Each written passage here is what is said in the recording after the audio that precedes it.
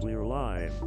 You're listening to the Hashgraph Enthusiast Show. Hosted by Brandon Davenport, aka It's Brandon D.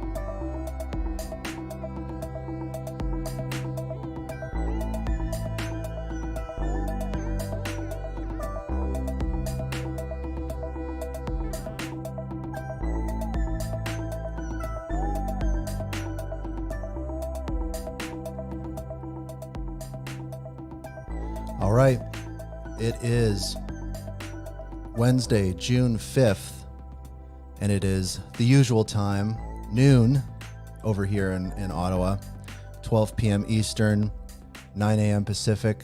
Hello, everybody tuning in.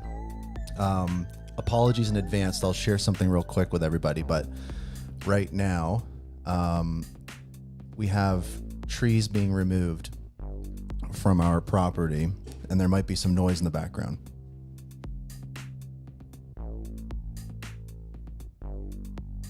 So there's a lot of activity happening out there. So if we have any noise issues, apologies in advance. I like being able to do that remote cam too. That's fun. Yeah, we got a lot to talk about today. Obviously, we're going to be focusing on a few key things, a few key headlines in the ecosystem. Maybe we'll say one in particular. There's also a bunch of other news I want to cover, but before we really kind of dive into it here, just wanted to give everyone a shout out that's tuning in. Really appreciate everyone tuning into the show. No man, what's up? Good to see you. This episode, I really want to, just for as we're live, I really want to, and especially for folks that watch the recording after, I want to really kind of just extend it out to the community. Call into the show, hashgraph.news/call. This episode, I'm going to be putting a big focus on retail projects in the community. To be honest, I'm tired of headlines. I've been doing this show for years, 128 episodes. This is episode 128. And we talk about a lot of great news. A lot of that news is about, really the tip of the iceberg for Hedera, right? Enterprise, and corporate use cases, governing council, and then we're always talking about TPS and this and that. And I think that for me, right now, especially with what the community is talking about right now, and kind of the what came out about the HBAR Foundation, in my mind, I was really thinking about it, and I think like a lot of people, initially when I first was reading about, and just the below here is the link to call into the show. Sorry, I just kind of grazed over that. So this link here, if you go to it on your device, you can call into the show, and I can bring you onto the show. But also comments on social media, like if you're tuning in on YouTube, if you're tuning in on X, I really want to ask the community if you know projects, creators, artists, companies that are building on Hedera that aren't usually in the headlines, share them. Like, I'd love to just give some shout outs and stuff today. But do please call into the show and everything like that. But back to what I was saying, and then we'll dive into some news, and then we're going to talk about what's on everyone's mind today. But I think that for me, just to kick things off here and just break the ice here on this is and like I said, we're going to talk about it, but I've read through all the HBAR Foundation stuff, all the community kind of conversation. Folks have reached out to me, and I think that for me, my reaction to it initially was frustration, like everybody else, and I think that I'm still a little frustrated myself.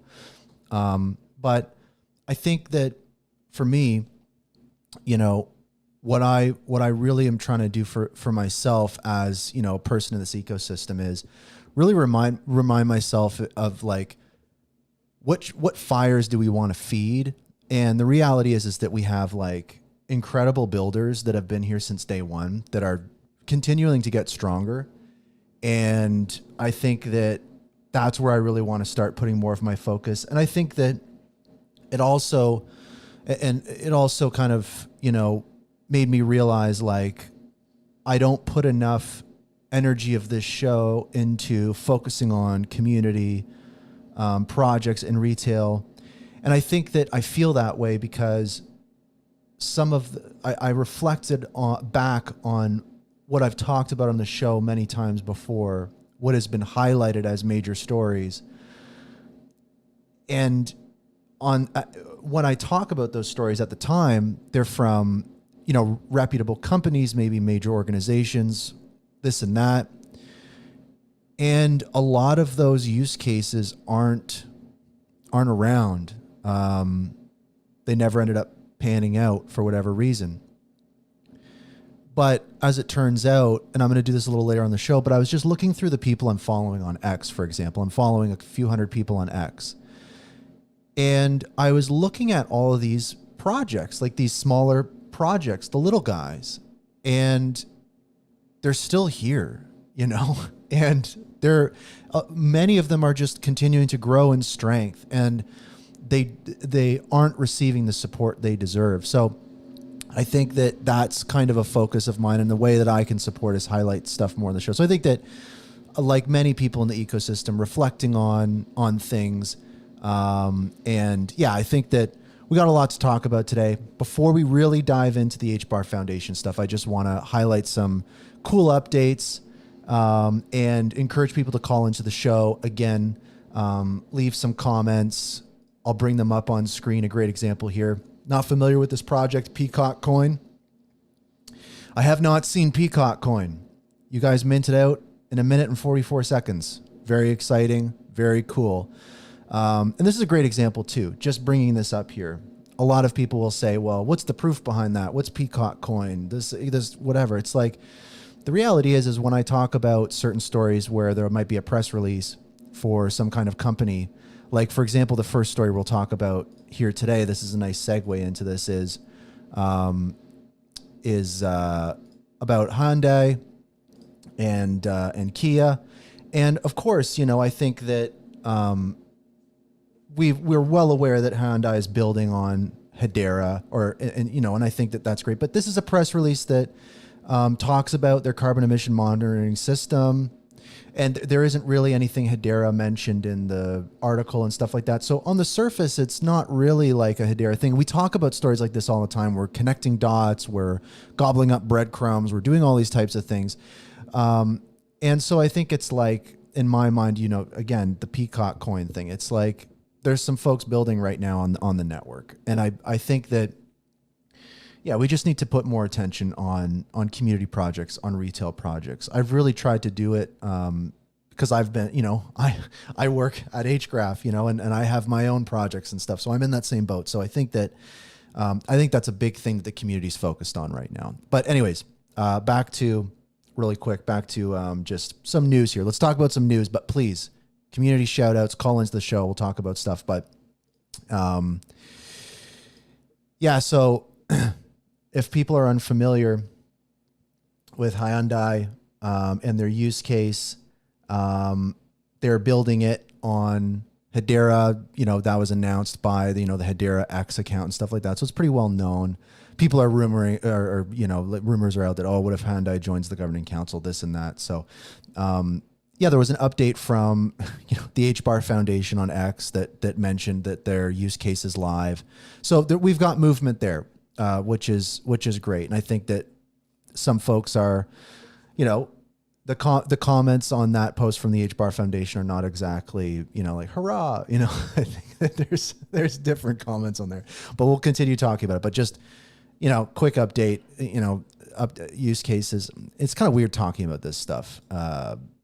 Because it just kind of feels a little bit weird. Another good update, which is great to see, and this is something I had a brief chance to check out, was the Kabila white paper is live. Kabila, as everyone knows, a great wallet on Hedera. they're working hard on the Wallet Connect repository right now, all that good stuff. But yeah, their white paper's out. Their KBL token. So not only do we have Pack token for HashPack, right? We're going to have another token for another wallet, and it's clear that there's, again, the retail side of the network. The scale is starting to happen. The maturity of these projects and these companies are starting to happen. I was in a conversation recently. Someone asked me, what's the exit strategy for some of these projects? And it's very interesting because the concept of an exit strategy is changing, and you're seeing these startups and these smaller companies and projects just handing off control to the community, and tokenizing communities. And the idea of traditional exit strategies now, or pivots, or growth trajectories, are so different now. And not to say that these tokens are exit strategies, but it just gets me thinking of, like, when someone asks, what's an exit strategy? It's like, an exit strategy these days could be over a period of time, handing off control of a project to a community and setting yourself up as such. And it's just so exciting to see this, and even outside of Hedera, this new generation of startups and companies embracing tokenization to do these types of things. So I just think, in little ways, seeing the Pack token stuff, seeing the KBL token stuff, seeing Sauce, all these different types of things. Even like I know that the Bonzo Finance pre-liquidity INO or whatever through Headstarter, like all these types of things. It's just really, really exciting to see. One thing I will talk about real quick too, as well, is Karate Combat. I think this was super cool. And I wanted to quickly share, well, maybe I won't share it yet. Maybe I'll share it at the end of the episode. But basically, May was fighting, and May, being the CEO of HashPack, was fighting in Karate Combat, won against her opponent, and apparently her opponent, it was like a super, super nice person from Hawaii, great fighter. And it was funny because the fights amongst the different influencer fight club fighters in this Karate Combat series, they weren't super trained. So the commentators were kind of, saying like, hey, these women in this fight here, like these are some amateur fighters that are trained. And the fight was like super entertaining and really, really cool. So I want to give a huge shout out to May. And I think that I was on X, I was on Twitter, all throughout that evening, just kind of like, my mind was blown. Everyone probably saw my tweets and stuff. And I was just kind of like, this is really surreal, because not only was, May fighting in Karate Combat from HashPack, but also Joe Rogan showed up to Karate Combat. And on the last episode of this show, which I called "Is Joe Rogan Involved and Aware?" Joe Rogan is involved and aware with Karate Combat, a use case on Hedera. He's sitting right there with, some comedians and stuff. And so I think that this was kind of a surreal moment, because for folks that didn't watch the whole thing, later on, the HBAR Bull came into the broadcast and was talking about use cases on Hedera and different things like that, while Joe Rogan's in the room, while all this stuff's happening, everything like that. So it was kind of wild. So it's kind of surreal. But anyways, I can't not bring up the Karate Combat fight. It was just so, and like May did a shout out to the Hedera community, to the HashPack community. She won the fight, and there was even like a bonus after the fight. There was like a poll to vote for like the fight of the I guess it was like the best fight of that event, and May won that as well. So it's pretty clear the HBAR, the Hedera community, is strong. And it's clear that Karate Combat, as a use case, we've talked about this many times in the ecosystem about, what is the killer app for Hedera? What is the great use case for Hedera? Karate Combat is growing like crazy. And for folks that like don't understand the nuance with Karate Combat, it's pretty genius. Karate Combat has built or is building like a sports gambling use case, which maybe some people don't watch sports. Maybe some people aren't all about gambling, but that is a huge market. That's a massive market that's totally in line with crypto. And you can see all the different ways it's totally in line with crypto. And Karate Combat's really smart because instead of doing traditional betting, they have it like up only. They call it up only gaming. So basically, rather than have a staking mechanism or some traditional emissions vehicle for people to, get more tokens, what Karate Combat does essentially is they just allow people to bet karate token.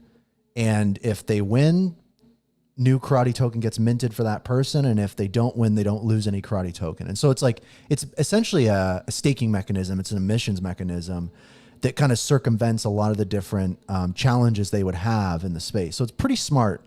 So I think that all in all, Karate Combat is one that I really think that I had been sleeping on for quite a while. And so I'm really glad to have been tuning into some fights, have been placing bets on some folks, and it's a great use case. The app's great. It's clear that it's gaining mass appeal. So, and again, despite whatever you think about Joe Rogan, he's got a big audience, and having folks like that at that fight is pretty crazy. So I'm going to be very interested to see what the next fight looks like.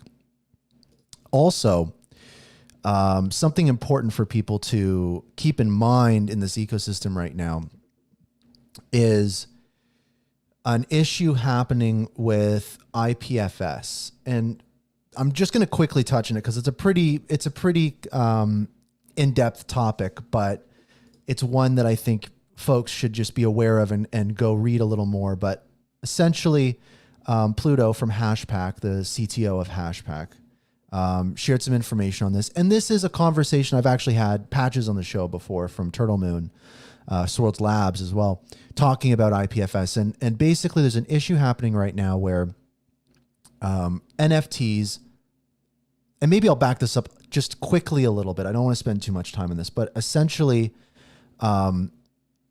what an NFT is and I'll talk strictly for Hedera because it might be less confusing. What an NFT is it's a token minted to Hedera, and the things inside of the NFT that you see are stored somewhere else. They're stored on a different system. And many of those assets, like the images and different things that you see inside your NFT, are stored on something called IPFS, the Interplanetary File System. And the idea of IPFS is to have a decentralized storage mechanism so people can store files to be easily accessed, not being controlled by a single entity. It's a great idea. It's been working really well for a long time. The problem is how incentives are aligned. And you required people's computers to give space to store these files, and you reward these people with a token.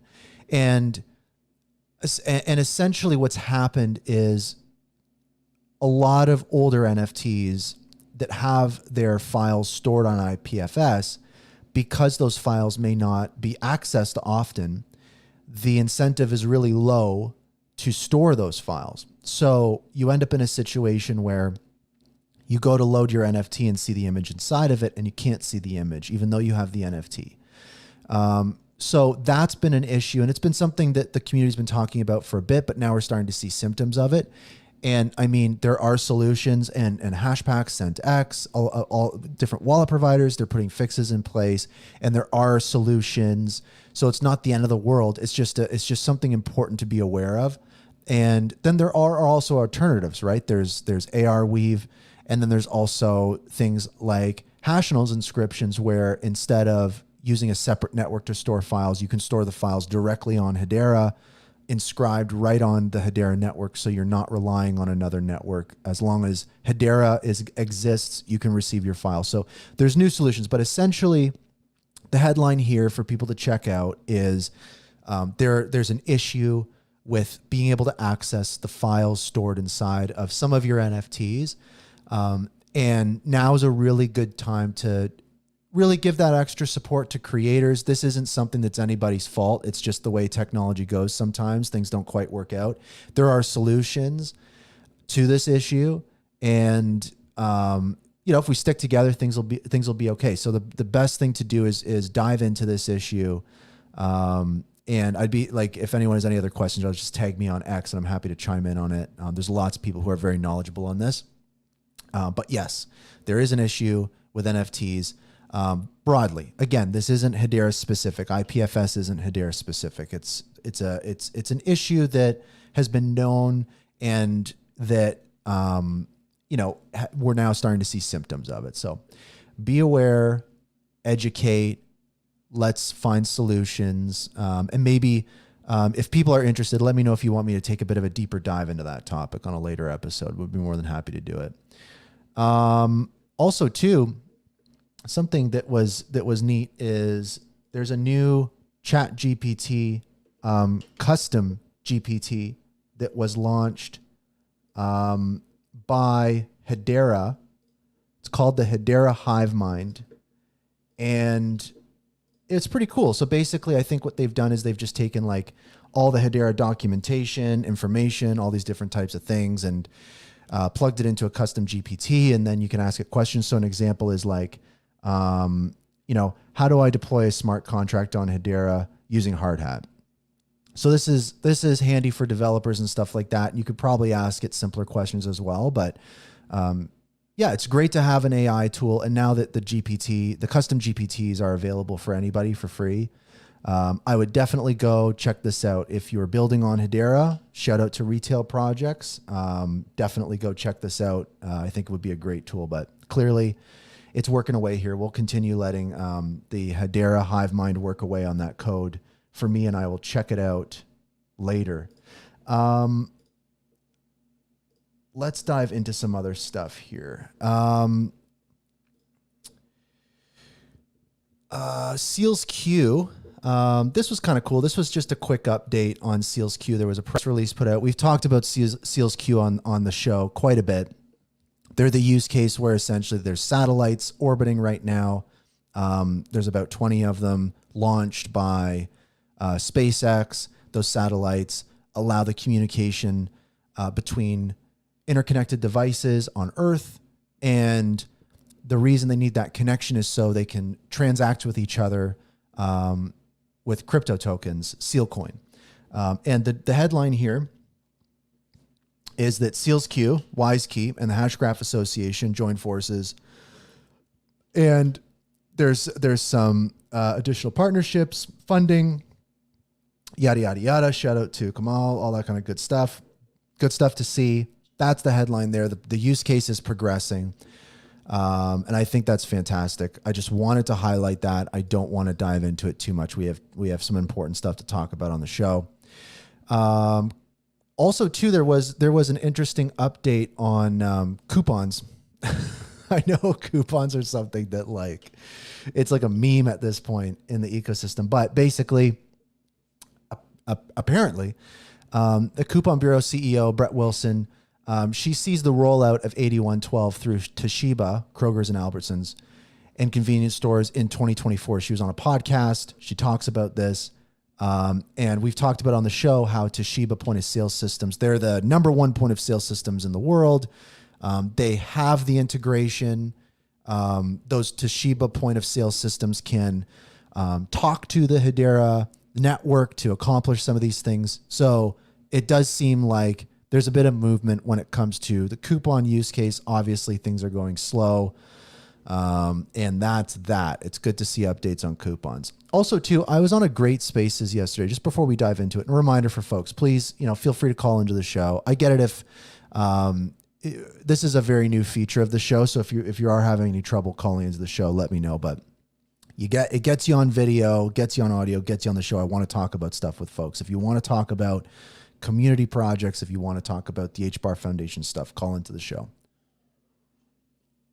We will get to it shortly, but really quick, my conversation, I was on a Spaces yesterday, an X Spaces yesterday with King Solomon from Genfinity, and we were interviewing Neuron, which is the use case that a lot of people are aware about on Hedera. And this is another example of like a great startup. And I think that what they're doing is really interesting because a lot of people will remember Neuron, as we were talking about them, months and years ago. It was really about drones, and it was about tracking drones and all those different types of things.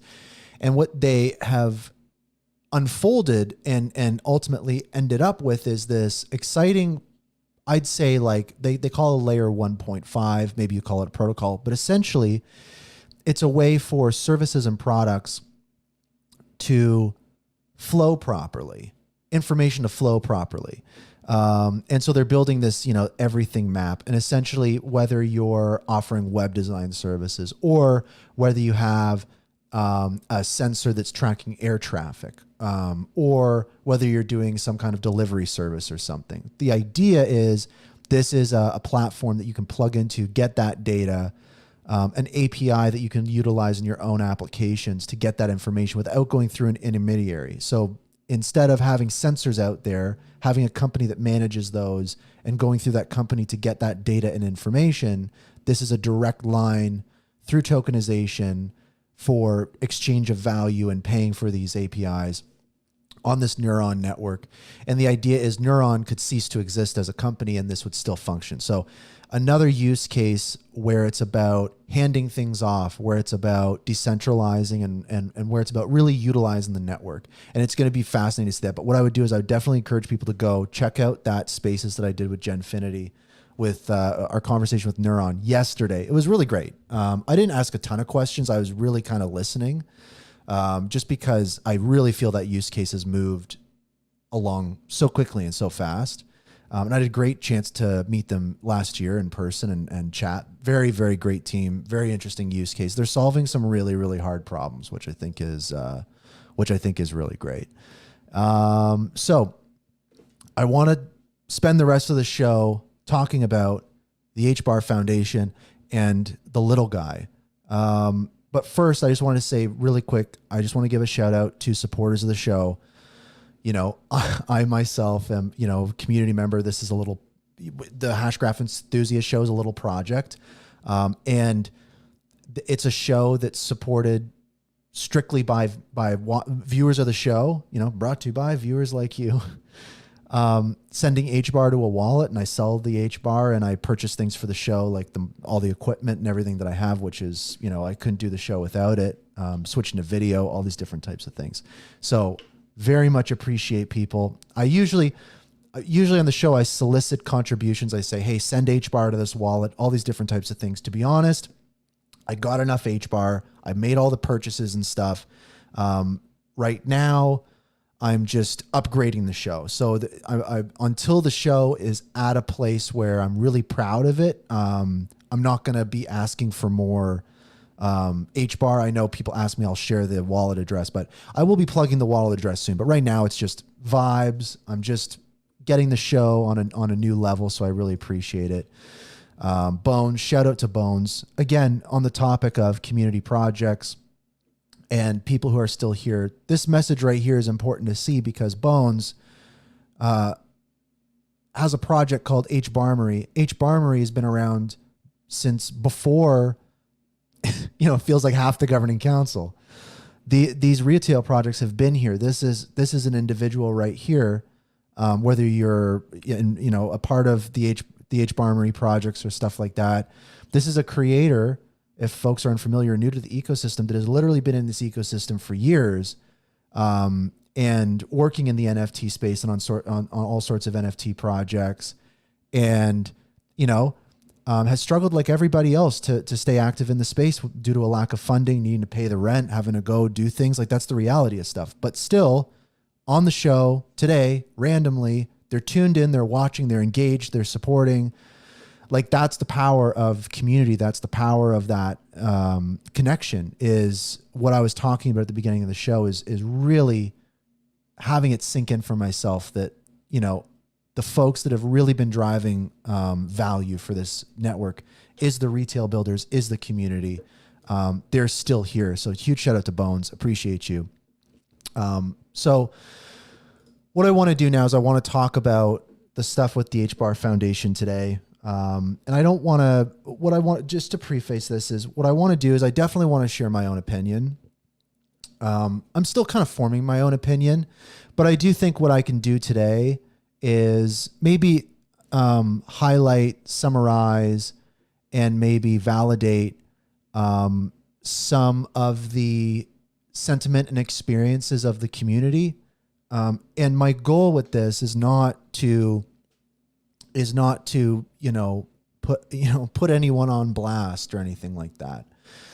I think that what my goal here is to get a bit of capture the state of things a little bit, maybe contribute in the way that I can from the folks that I talk with and the experiences that I've had over the years, and just kind of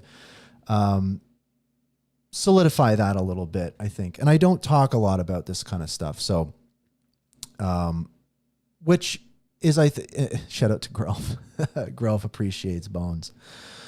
And what I'll do before I dive into it as well is I think that a challenge in this ecosystem, and I'll speak for myself here, but I think a challenge in this ecosystem, and I think a lot of people can relate to this. Leave a comment if you can relate to this, but sometimes there's certain things that you want to say, but you're afraid to say them because you feel like it might damage the things that you believe in. So, for example, organization XYZ is charged with doing, some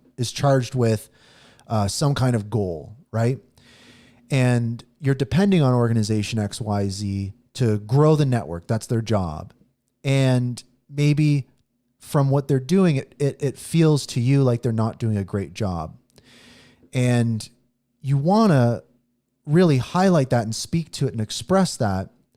But at the same time, you look around and you see kind of how hard it is in this industry as a whole right now, the technology industry, how hard it has been and still is in the crypto industry through a bear market, all these different types of things. And you feel like, oh, I shouldn't say that because it's not the time to call out people that, are struggling or not doing the best that they can right now, because it's just not going to be conducive to the overall goals or my own goals or whatever. I should focus on what's going well and elevate and support the things that are really shining, the things that are really working. Leave those other folks alone. And I think that's a challenge. And I think that, like, for me, it's been really strange too, especially this year. I've got a lot more followers now. Sometimes I'll send out a tweet saying something, and then I'll have an organization reach out to me and not ask me to delete it, but kind of like, it's clear that it doesn't make their life easy. And it's a struggle for me because, that's the last thing that I want to do. The last thing that I want to do is make the people that are leading the network in whatever capacity they are, I don't want to make their job hard. That's not what I want to do. But also at the same time, I want to share my own opinions and different things like that. And so I think that, and again, I hope people can relate to this, but I feel sometimes a little bit stuck. And I think that sometimes you find yourself in that situation where you're not really saying what you want to say. And I just think that's the way that it is sometimes, especially in a network like this, and also especially as somebody who, when I post things, it gets a lot of attention and can have a positive or negative impact on stuff. So maybe I'm too hard on myself. Maybe I'm too analytical. Maybe I'm a worrier. Well, I am a worrier, but that's kind of something that maybe some folks can relate to. I don't know. And apologies if I'm rambling on about stuff, but I think I'm in the same boat as everybody right now. I'm trying to figure everything out. So what is the everything I'm trying to figure out? What is going on? What am I talking about here? So I'll just quickly outline some stuff for anybody tuning in or watching. We have about almost 300 people in here right now. And what I want to do is I just want to give a quick refresh on what happened. So basically we've got Hedera, and over the last few years, what Hedera has done is they have, in their words, decentralized the structure of ecosystem, we'll call it leadership, across different organizations. So now, instead of having just Hedera and all that horsepower inside Hedera, now we have Hedera, the HBAR Foundation, the Hashgraph Association, the DLT Science Foundation, Swirlds Labs, and these all have different purposes. So the foundation, the association, and the DLT Science Foundation, those are charged with stimulating the ecosystem growing projects. Not so much the DLT Science Foundation. They have kind of like their own mandate, but the association, the Hashgraph Association is very much focused on enterprise and corporate utilization. The HBAR Foundation is charged with growing the ecosystem, make HBAR go up kind of thing. And so that's how they've done it. And I think that there's arguments to be made on how that might be a good decision or how that might be a bad decision, how that might be a good structure or how that might be a bad structure. But that's the structure. That's what they've done. So that's kind of the picture now for folks that are unfamiliar. It was at one point everybody in Hedera, and then it's now been spread out across different organizations that are focused on different areas. They don't necessarily talk to each other a lot. And that's, I guess, by design, maybe some sense of compartmentalization. Someone asked Milton, how often do these entities meet, if at all? I would say that, again, it's been communicated by, folks at the HBAR Foundation, all these different organizations, that they don't really talk that much together. And I think that that's by design. So no, I don't think that they meet often. I can safely say that. And again, that's for some purpose. And it's explained to the community that it's to the benefit of decentralization, but that's what the deal is. They don't communicate to each other a ton. And the other thing is there's a lack of transparency. And when I say that, this was an issue that was highlighted in the community from day one. When the foundation was announced, when the Hashgraph Association was announced, even in Hedera. And I don't talk about this enough on the show. There's a lack of transparency and there's misaligned incentives, and we'll talk about that a little later. But that it's a situation where if you have that opaqueness and you don't have that transparency and there isn't properly aligned incentives, it builds and builds and builds and builds. And I think that there's many people, rightfully so, in the ecosystem that are very critical of these organizations. Now, again, these organizations have done a lot of good stuff. They've had great moments. But, and this is a big but, and this is a lesson in branding. And this is a concept that a lot of folks talk about, including Steve Jobs. The idea is that there's almost like this trust bank that every individual has, let's call it, in this Hedera ecosystem.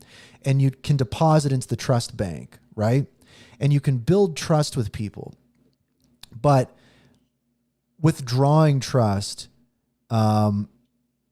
is something that you don't want to do too often because it's limited. And if you get below a certain threshold with people, then it can cause problems and you can get to difficult situations where your brand of your organization isn't trustworthy. And a lot of times I find that it can take so much work to build trust for your brand, and like that you can destroy the trust for your brand. So it's a balancing act. It's really difficult. And I think that, from the foundation standpoint,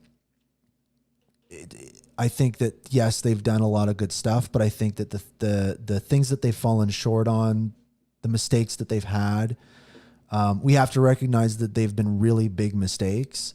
And I think that there is an issue of not recognizing that and not correcting that.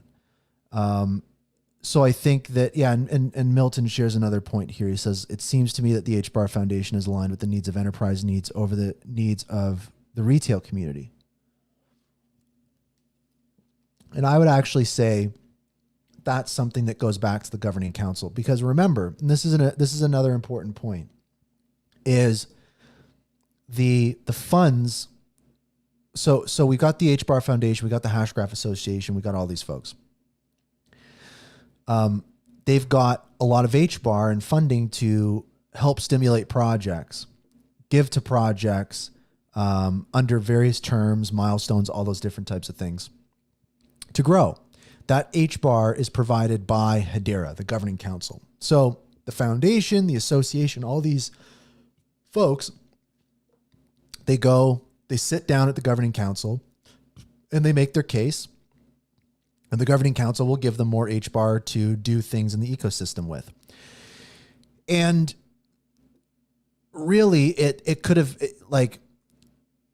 been anybody that approached the governing council and says, "Hey, I want to start, grant giving organization. Here's my pitch. Fund me." I think that it's pretty clear that the decision was made ahead of time in that regard, and all those different types of things. So I think that that's the way it is. And Troy here says, as they should be, Hedera was never designed to cater to retail. Retail will not move the HBAR price. I'll say that I disagree, Troy. I think that I'll give you an example. Saucer Swap generates more revenue than the entire Hedera network, than Hedera themselves. Saucer Swap as a project, and just as an example, contributes to the tens of millions of total value locked on the network, TVL. So I would disagree and say that it's not the HBAR price is moving. HBAR has remained relatively strong against different assets in the crypto space. But what I will say is you have to step outside of the Hedera ecosystem. The reality is that if you look at the top 5 or top 10 on CoinMarketCap, those coins did not get there because of enterprise, right? Those coins got there because of retail activity. And when we say retail, we're talking about regular people that have HBAR, that move that HBAR, do things with it. And I think that that's a big point that's important to make. And I'm not going to go into the nuance of it. We have more important things to talk about. But I think that it's a pretty well-known fact that retail will get Hedera to the top 5 or top 10 networks on CoinMarketCap, and enterprise will keep them there. Enterprise, of course, is going to be very valuable in Web3 and crypto and all those different types of things. But I think that enterprise just takes a really long time. And the reality is that we need to move on this stuff now. It's clear that enterprise is moving slow. There's no governing council members buying HBAR. It's been years and years and years, and we don't really have use cases from governing council members at the scale that we would hope. And the reality is if retail left the ecosystem, if retail left Hedera would cease to exist as we know it. Maybe the existing governing council members would want to still utilize the network, but there wouldn't be a point for a network. There would be no point. So that's the idea. And Bones, I think that you raise a good point. I think that's Bones saying, I think overall retail investors feel unseen and unheard by the foundation. again, I want to be clear that I'm not talking about my own opinions or experiences. I'm really summarizing, I think, what is already out there and what has been talked about over and over and over and over again. So to some extent, you know, don't shoot the messenger. Also too, yeah, Milton, great points. DeFi does generate the highest amount of TVL. And we need to expand it. Like the reality is that, you know, if we didn't have these retail products, I'll give you another example. You know, what tool does LG, who's on the governing council, what tool do they use to generate certificates for their employees, accreditations for different courses as NFTs on Hedera? They use HashPack. What tool does Shinhan Bank and Standard Bank on the governing council, major global banks, what tool do they use to test international remittances that will change the future of finance? They use HashPack. HashPack is a retail project. Charles, the president of Hedera, Charles Atkins, the president of Hedera, said this himself, something to the effect of enterprise. He was asked the question, right? What is more important, enterprise or retail? And this was on his Spaces, but he had something to the effect of, not only is retail important, enterprise is going to require retail development to succeed, right? So he takes it a step further. The president of Hedera says not only is it maybe not the case that retail is going to lead the pack, that enterprise is going to lead the pack. Not only is the case that enterprise is going to lead the pack, and not only is it the case that, they're both important. The fact is that enterprise requires retail to succeed. Enterprise isn't going to be able to succeed until the network is being built out. Investors, venture capital investors, are not going to invest in this network if it doesn't have a high TVL, right? And the reality is that the public perception of Hedera is that it's centralized. And I'll share a quick story too. And again, I'm bullish on Hedera. I'm an HBAR-barian. And I don't sell HBAR. I'm full in. I work full time in this ecosystem. But the reality is that, there's a lack of Web3 expertise as a whole in the leadership of the ecosystem. And again, I'll reference Charles Atkins, the president of Hedera. Again, when BitGo was announced as a governing council member, Charles Atkins on his Spaces again said something to the effect of, he was very surprised that BitGo wasn't added as a governing council member earlier because BitGo was requesting to be on the governing council for a while. And BitGo is one of the most important custodial players in the crypto space. They're one of the reasons why the Bitcoin ETFs exist. They're a massive company in Web3 and crypto. So why were they not brought onto the governing council?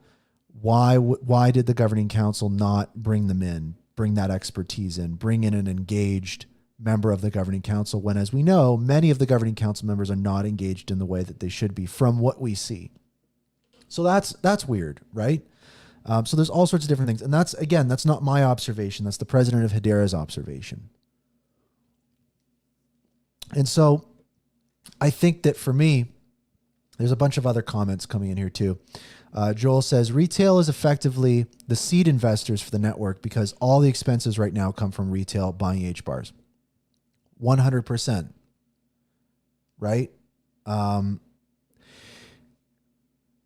lot of employees at these organizations don't get paid if we aren't buying HBAR.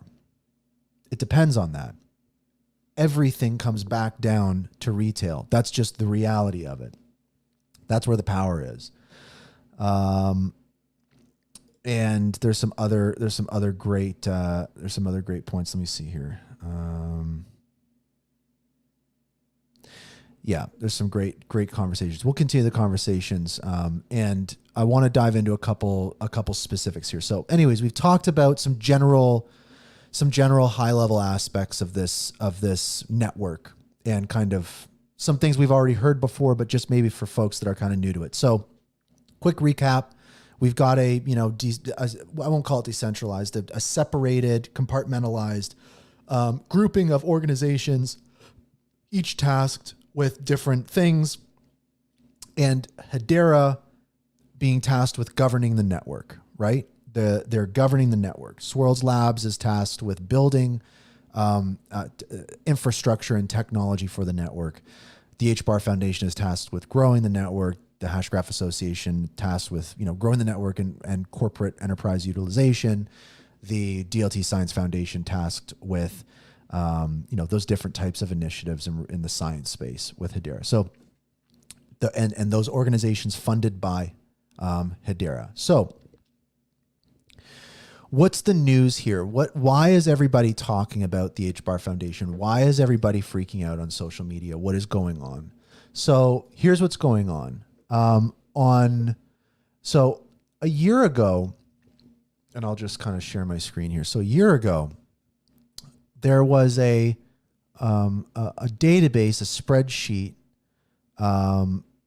made that was a database of Hedera accounts. So this spreadsheet lists about 680 accounts so far. And what this is significant accounts in the ecosystem, major accounts in the ecosystem. And we've got different topics, we've got Turtle Moon, Totem Earth, Stater, Slime World. We've got various Hedera accounts, unallocated supply. We've got Hedera accounts for different functions, all sorts of different Hedera accounts. This is very interesting to see.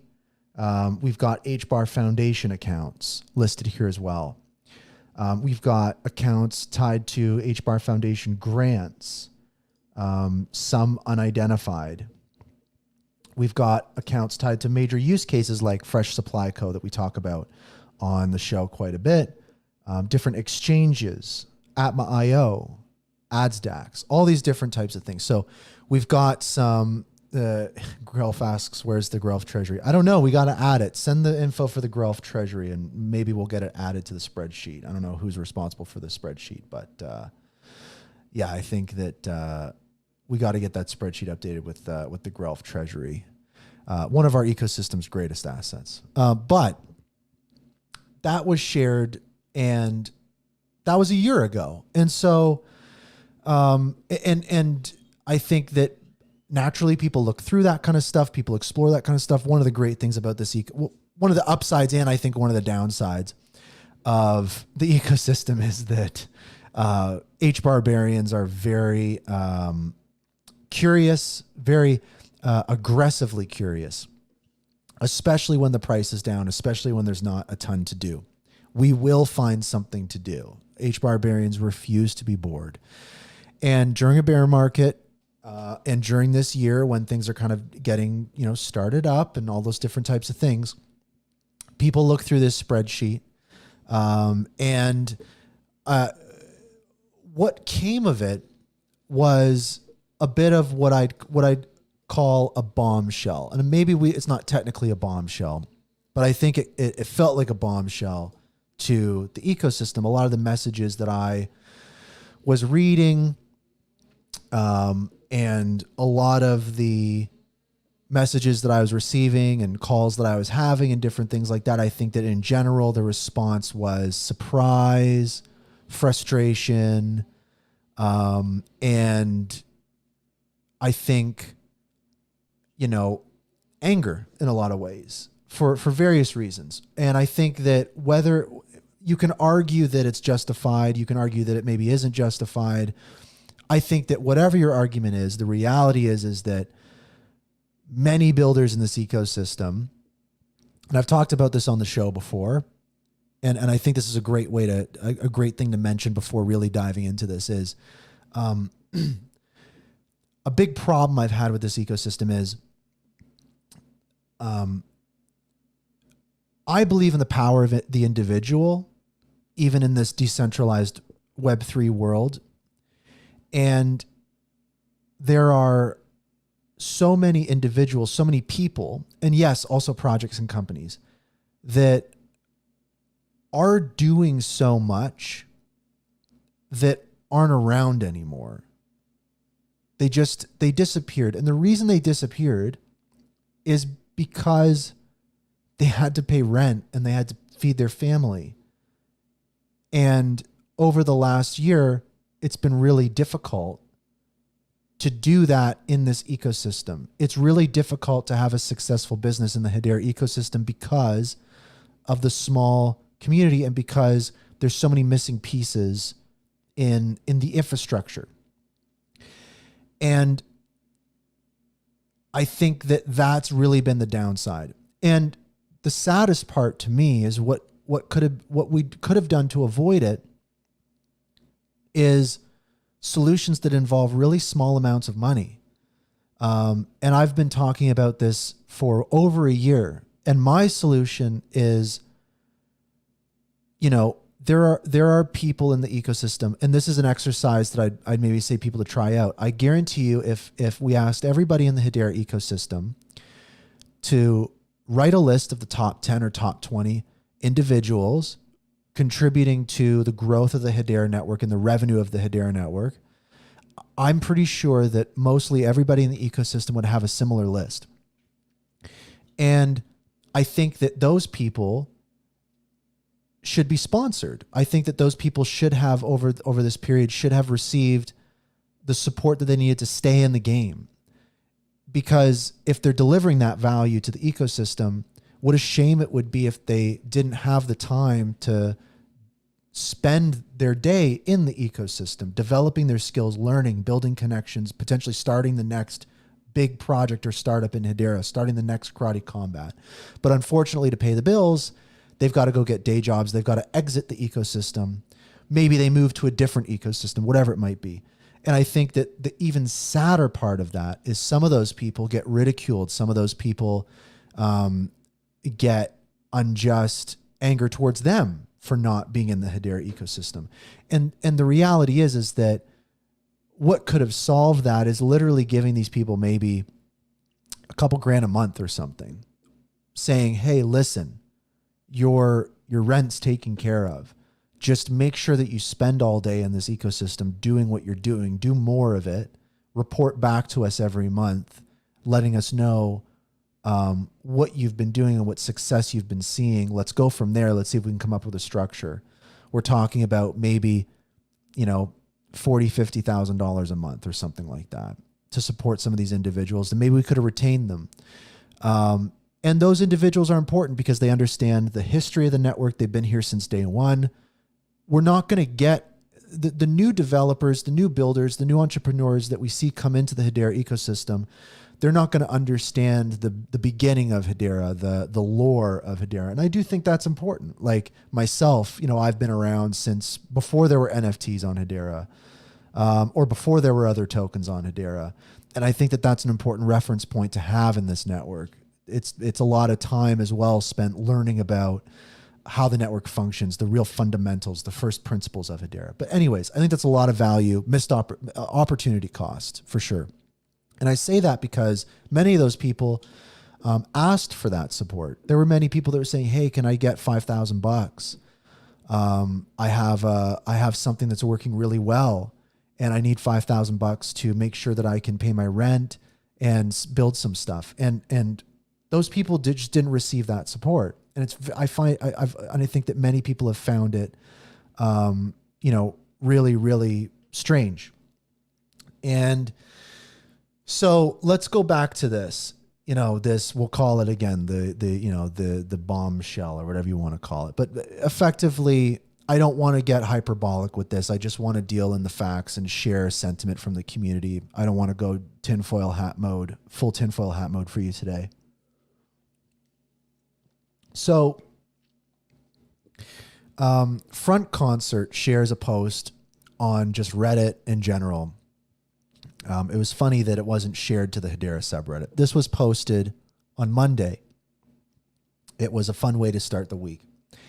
And this post effectively goes back and looks through that database of accounts that we were talking about before and starts to map out some anomalies regarding some of the HBAR Foundation accounts. And there were some that were labeled for paychecks, bonuses, different things like that. And this person says, checking that account, it's clear that it's used for monthly disbursements, right? So the HBAR Foundation has an account that's used to disperse payments to employees monthly. And that account was located in that spreadsheet. Okay. So what they found upon exploring that account was in May, this was the activity on the account. So 1.4 million HBAR was sent to this account. 1 million HBAR was sent to this account. 1 million HBAR was sent to this account. 172,000, about 500,000 HBAR was sent to this account. And 200,000 HBAR was sent to this account. So that's what they found. So what happens is you start to go, okay, so very interesting. So there's an account that's labeled as, employee disbursements listed in this spreadsheet. You have monthly regular activity in the form of monthly disbursements, clearly, and you kind of see a pattern. And so you go, okay, this is an account that is providing bonuses for employees of the HBAR Foundation. And on the surface, that concept in itself, that's not an odd thing. That's not a weird thing. It's very common for people at Web3 foundations to receive payment in a token. No alarm bells there. The issue is the amount that was interesting. And this is, I think, the problem that people have, because knowing that it's not a strange thing for people to get paid in the network token that's working at a foundation, the amount is what's strange, right? 1.4 million HBAR every month going to a particular account. So that is the aspect of what grabbed people's attention. It was the amount, it was the size of the payments. And to further put it into context, this is for bonuses. This is additional on top of a salary or something like that. Right? Okay, so we have an individual here on the Hedera subreddit, or making a Reddit post about this, who looked over the spreadsheet that was created a year ago of these different accounts, started mapping things out, and has come to a conclusion. So the next step is, okay, so is this true? Is there a way for us to understand if this is actually employee accounts, so we can go further? So also these transactions go back to May 2022. So these are the totals that they've received in the form of additional payment on top of salary. So this account, 16.7 million HBAR, 12 million HBAR, 10 million HBAR, 6 and 6 since these years. So 51 million HBAR has been sent to 5 accounts from an HBAR Foundation account labeled,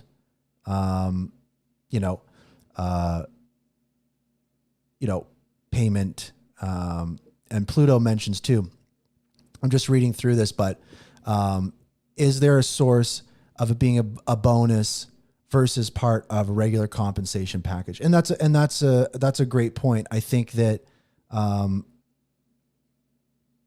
what we're looking at here, I think we're still trying to get a clearer picture, but I think this is the issue when it comes to just transparency. Is I think that right now the information that we have is based off of what we see on the network, and also just based off of the action that's taken place. There isn't really any clarity on that. That's a great call out too. I think I worded my statement incorrectly there. I think that reframing it, I think that what the assumption is so far from the people analyzing this information is that it is in addition to regular compensation. But Pluto, you're correct. Like it could in fact be the entire salary. And also too, no man, you may also make a great point as well of getting more specific. Is it's not so much just about the amount,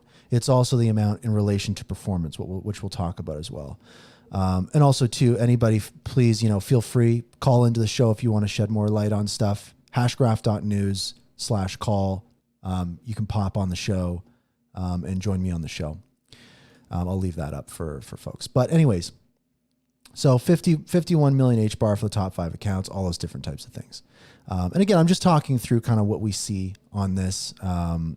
So they were trying to map it out to particular people. So they were figuring the top account was Shane. Shane is the CEO of the HBAR Foundation. And the account that is referenced, right? Account, 792144. The transfers between that account and the top account.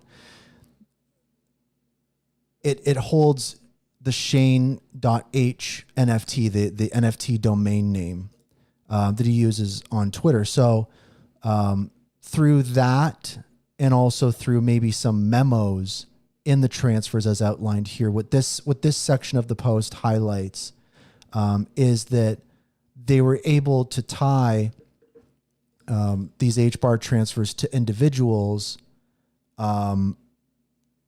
through those particular accounts containing assets that reveal the individual's identity, and memos in the transaction that reveal the individual's identity. So people in the ecosystem are talking about, individuals and actual people at the foundation receiving these payments versus just some random accounts.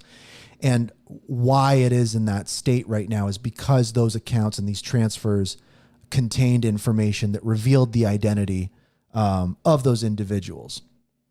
So that was, an important, observation to make and folks that were analyzing this. And so the takeaway here from this poster is they don't have a problem with people getting paid well, but it does seem extremely excessive. And, to people viewing the show, people in the comments right now on the live stream.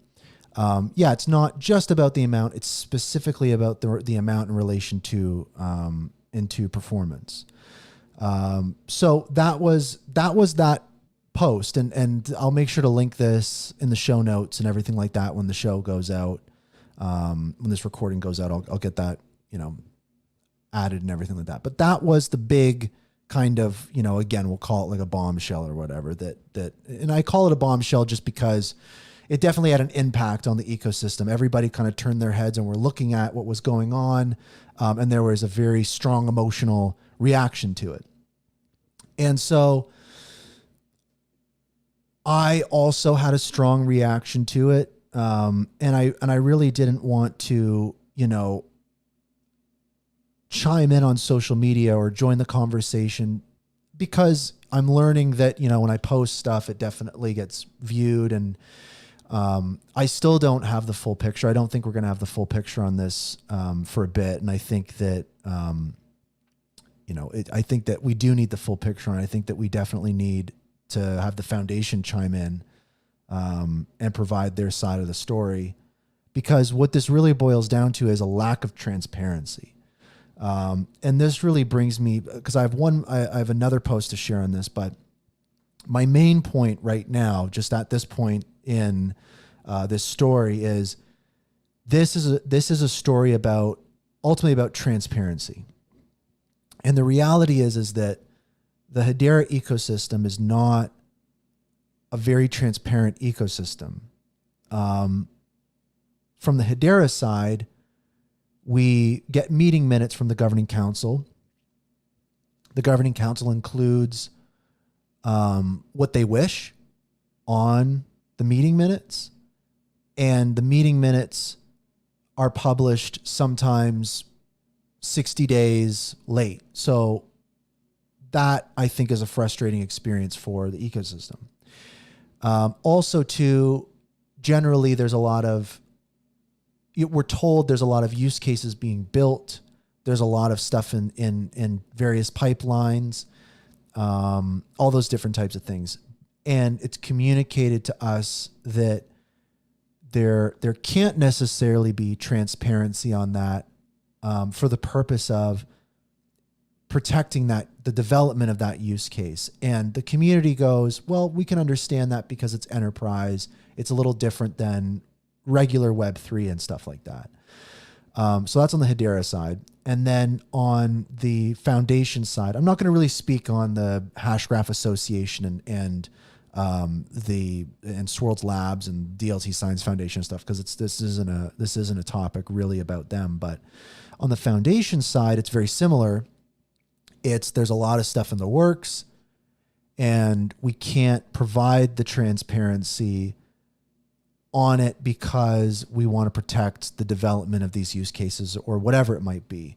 We're under NDA, or it's top secret, or whatever it may be. And I think that the tension is that many of those promises, many of those statistics, many of those figures aren't met.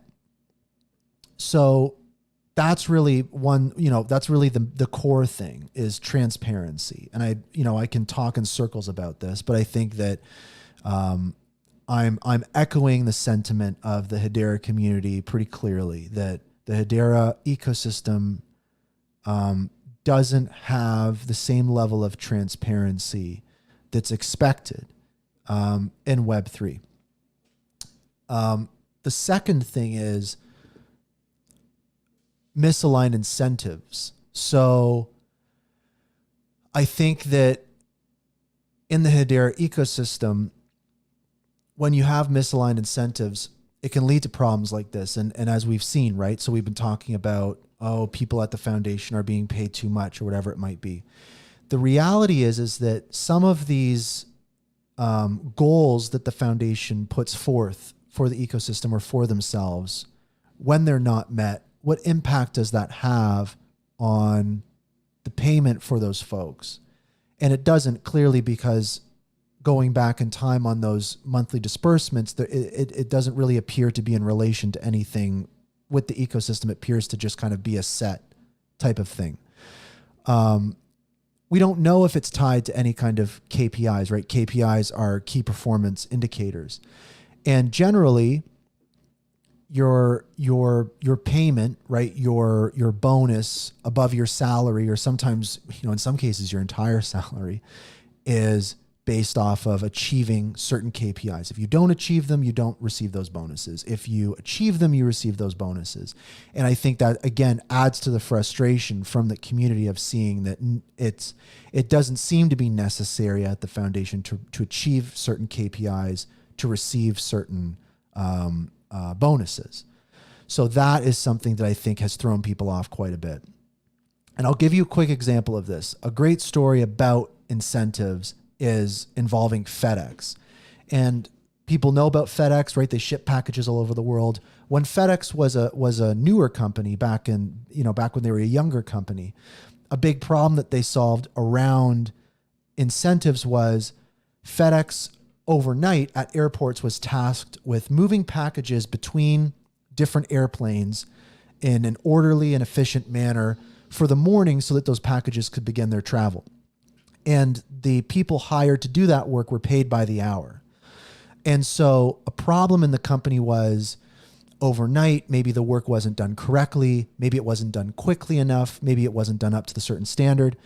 And so how FedEx solved the problem was, instead of paying those teams by the hour, what they did was they paid them for the goal.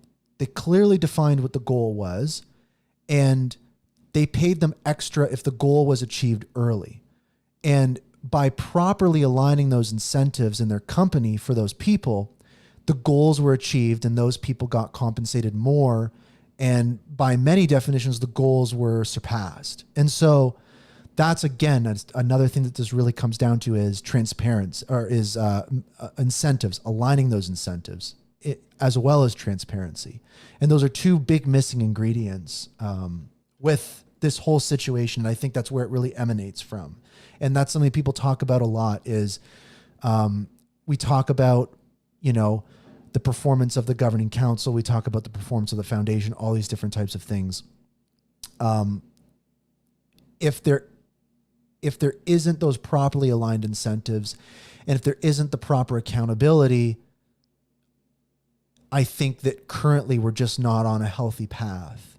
And I think that that's clear. And I think that we really need to, as a community and as an ecosystem, get on a better path, because the path that we're on right now, I think is just stressing a lot of people out that shouldn't be stressed out. They should be building. It shouldn't be Hedera or the HBAR Foundation stressing these builders out. It should be, competitors, other networks, FUD, whatever it may be, the usual in Web3. It shouldn't be your own network and the people you depend on for support stressing you out. That's never good. It's not a good situation. And I think that we really have to accept the fact that it's just not a good situation. And the last thing I want to mention, just before I dive into another item here that I think will be helpful for everybody, is it's also about competency, right? Transparency, incentives, and competency. I think, and again, we talked earlier in the show about BitGo joining the governing council, why it was so strange they weren't brought on earlier, even though they had requested. And I think that a sentiment that's also shared by the community is that there's a lack of competency in leadership at the Hedera Governing Council. And what I mean by that, and I'll give a quick example, is commonly the Hedera Governing Council and the Hedera brand will present itself as a big enterprise, as a big player. The Hedera Governing Council needs to understand that Hedera is a Web3 project in beta. This isn't even a fully formed network yet. It's a beta product. And it has people testing on this beta product, right? Atma.io is a company, is a user, a customer of Hedera that is testing this beta product. And their transactions are being subsidized by the HBAR Foundation, and it's proving out and helping scale the network. But the reality is that the governing council is in charge of governing a Web3 project that's in beta. It's a very big Web3 project, a very unique Web3 project, and a very powerful Web3 project, but it is a Web3 project. It is not a fully formed enterprise. It's not a fully formed entity yet. And so I think it's important to keep that in mind. And so for me, I think that that's the third thing, is I think that it's very important to have a conversation about competency at the Hedera Governing Council. And I mean, people bring this up a lot, that,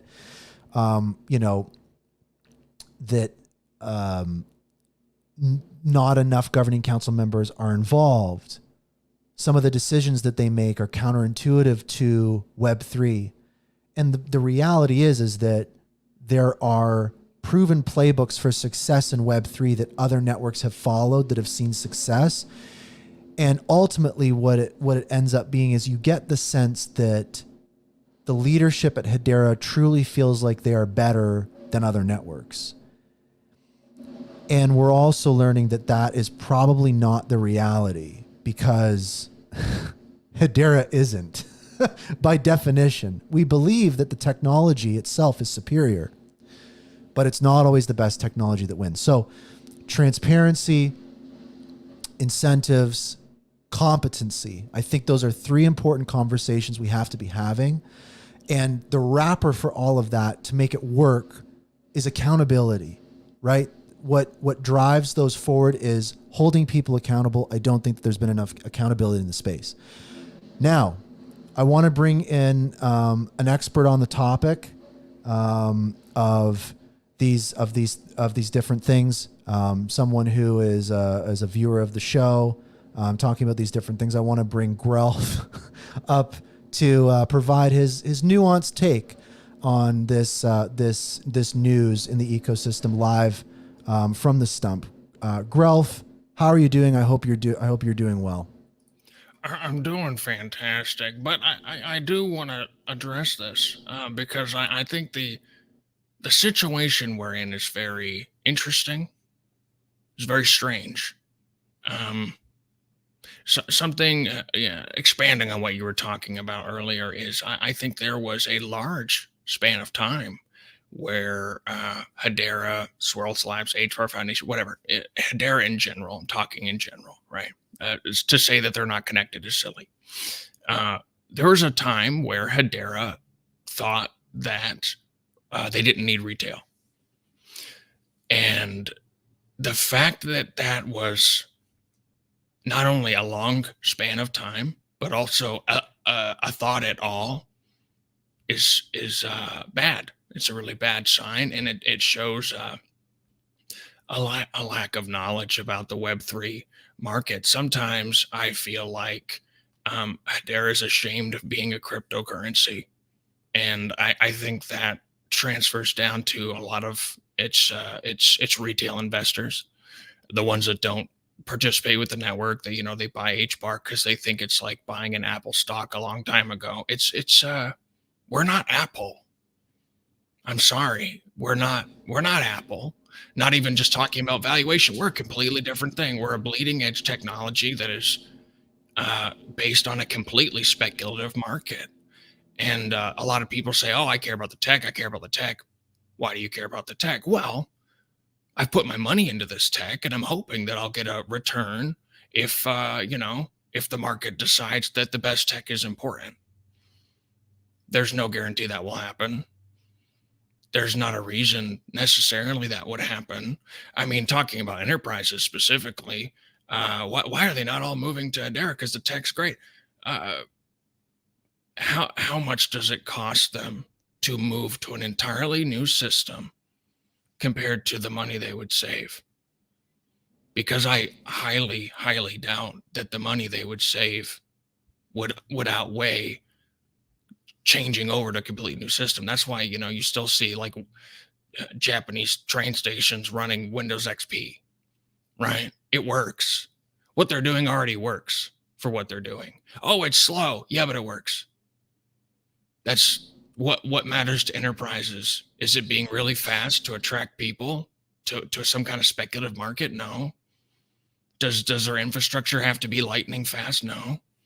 It just has to work. And if nobody's complaining, you're not going to spend millions and millions of dollars to transition them to a new, strange, bleeding edge tech. That's why we have to pay them to do stuff with Hedera. It's just the weird we're too good for retail idea, while also framing your narrative as in we're going to be so useful because enterprises love us. Is that a narrative for enterprise? No, that's a narrative for retail. So they're targeting retail just in the most backwards way possible because they've got some kind of weird superiority complex about it. It's strange. Now, why is this? That's history. It's ancient history. Why is that relating to today, and why is it strange today? Well, because we were seeing a bit of a pivot, right? You talked about it. Charles coming in, a lot of people being moved around. The HBAR Foundation with DeFi Spring, right? They're focusing on liquidity mining incentives, which, liquidity mining is kind of silly and dumb, but everybody does it because you want to bring new users who are already using crypto networks, right? Not people off the street. You want to bring new users who already have lots of capital on other networks to your network. You want them to bridge over. How do you do that? Offer them free money. It's the easiest way to get someone to do anything is to scream free money. So that's good. That's a good thing. We are having more money going to DeFi, more money going to retail. People are softening to retail. The HBAR Foundation was having some more Twitter spaces where they actually talked to us. So it's unfortunate that, because, you know, the news that broke was always the case, right? It was always happening. We just didn't know. It's unfortunate that it broke now, when we were seeing a bit of a shift with the HBAR Foundation, because here's the skinny. They're scared of you. They're afraid of the community. Whether that's for a good reason or a bad reason, it's not important. They are afraid of you. They're scared of the community. They're scared of interacting with the community because of this kind of culture that is still prevalent at Hedera. It's very corporate, right? Now, there's a lot of problems with having degens running everything. But you should have some, because they're the people who are actually using the stuff on cryptocurrency networks the most. And what are people doing the most on cryptocurrency networks is gambling. It's gambling. It's speculation and gambling. But that's what people are doing. That's why Solana is successful, because they highly invested in what people are doing right now for returns right now.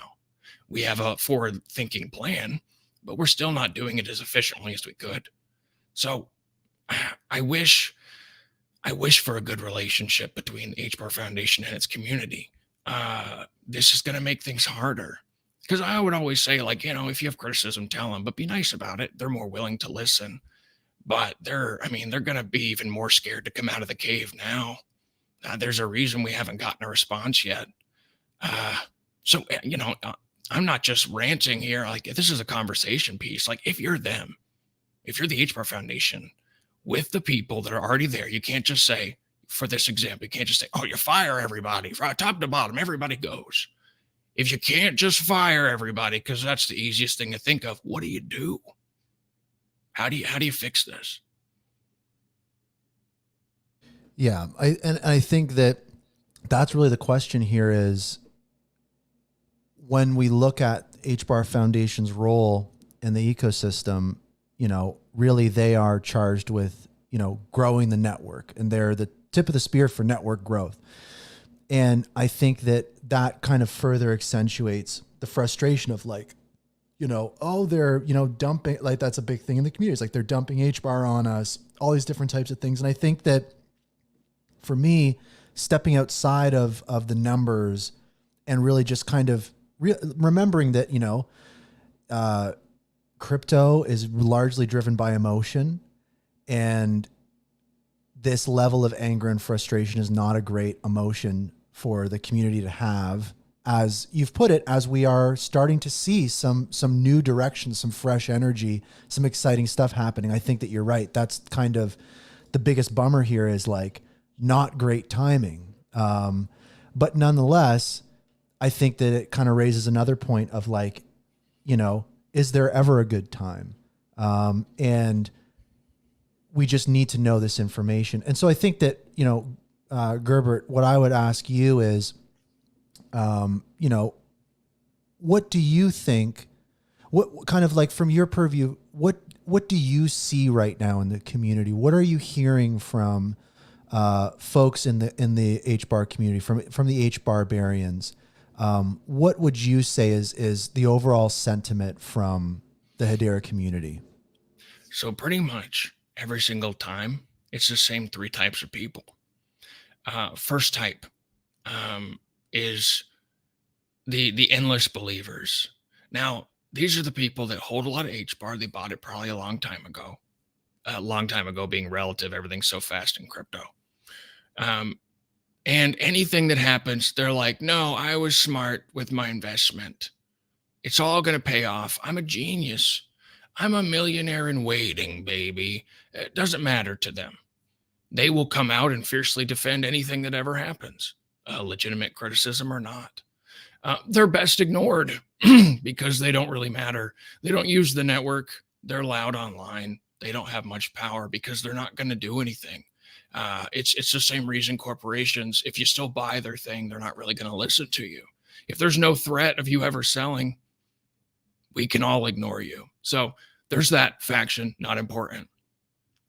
There's the smallest faction, which is people who are, optimistic and hopeful for the network, but you have eyes and ears and see things and analyze things. And honestly, we'll offer criticism, but it comes from a place of, I want things to be better. That's the smallest faction. I'm a part of that faction. I like that faction. I'd like to see it grow. And then there's the third faction, which isn't unique to crypto, isn't unique to Hedera, or it's everywhere, which is the burn it all down faction. I've been betrayed. I want revenge. I want to see people fall. I want to see the top people fall. It makes me feel good. I mean, you see this with video games too. People just itching to see something fail. They see a lot of money going into something. They see a lot of attention going into something, and they want it to die. People who are like, oh, this latest movie is stupid. I hope it's a flop. I just hope. There's a lot of people that just want things to fail. Now there may be, reasons that they feel betrayed, that they want revenge. I'm not saying I've never been that type of person. I have. But that's probably the largest group we have in Hedera right now, and that's bad. And I'm not talking about people just mad at the HBAR Foundation. I think that it's legitimate. When I said it's unfortunate, I mean it's unfortunate that your legitimate criticisms and concerns had to coincide with what I would view as a very nascent and evolving relationship that they had with the community. But it's not just the HBAR Foundation. These people have problems with certain projects on Hedera. We're a teeny tiny ecosystem, and you have people hoping for Saucer Swap to fail, hoping for HSuite to fail, hoping for me to fail. People get excited about it. It's with pretty much every project, NFT project, which I'm like, I mean, what you just really want that to fail? What's the problem? So it's always these three people, these three groups, and the burn it down people are a little too large right now.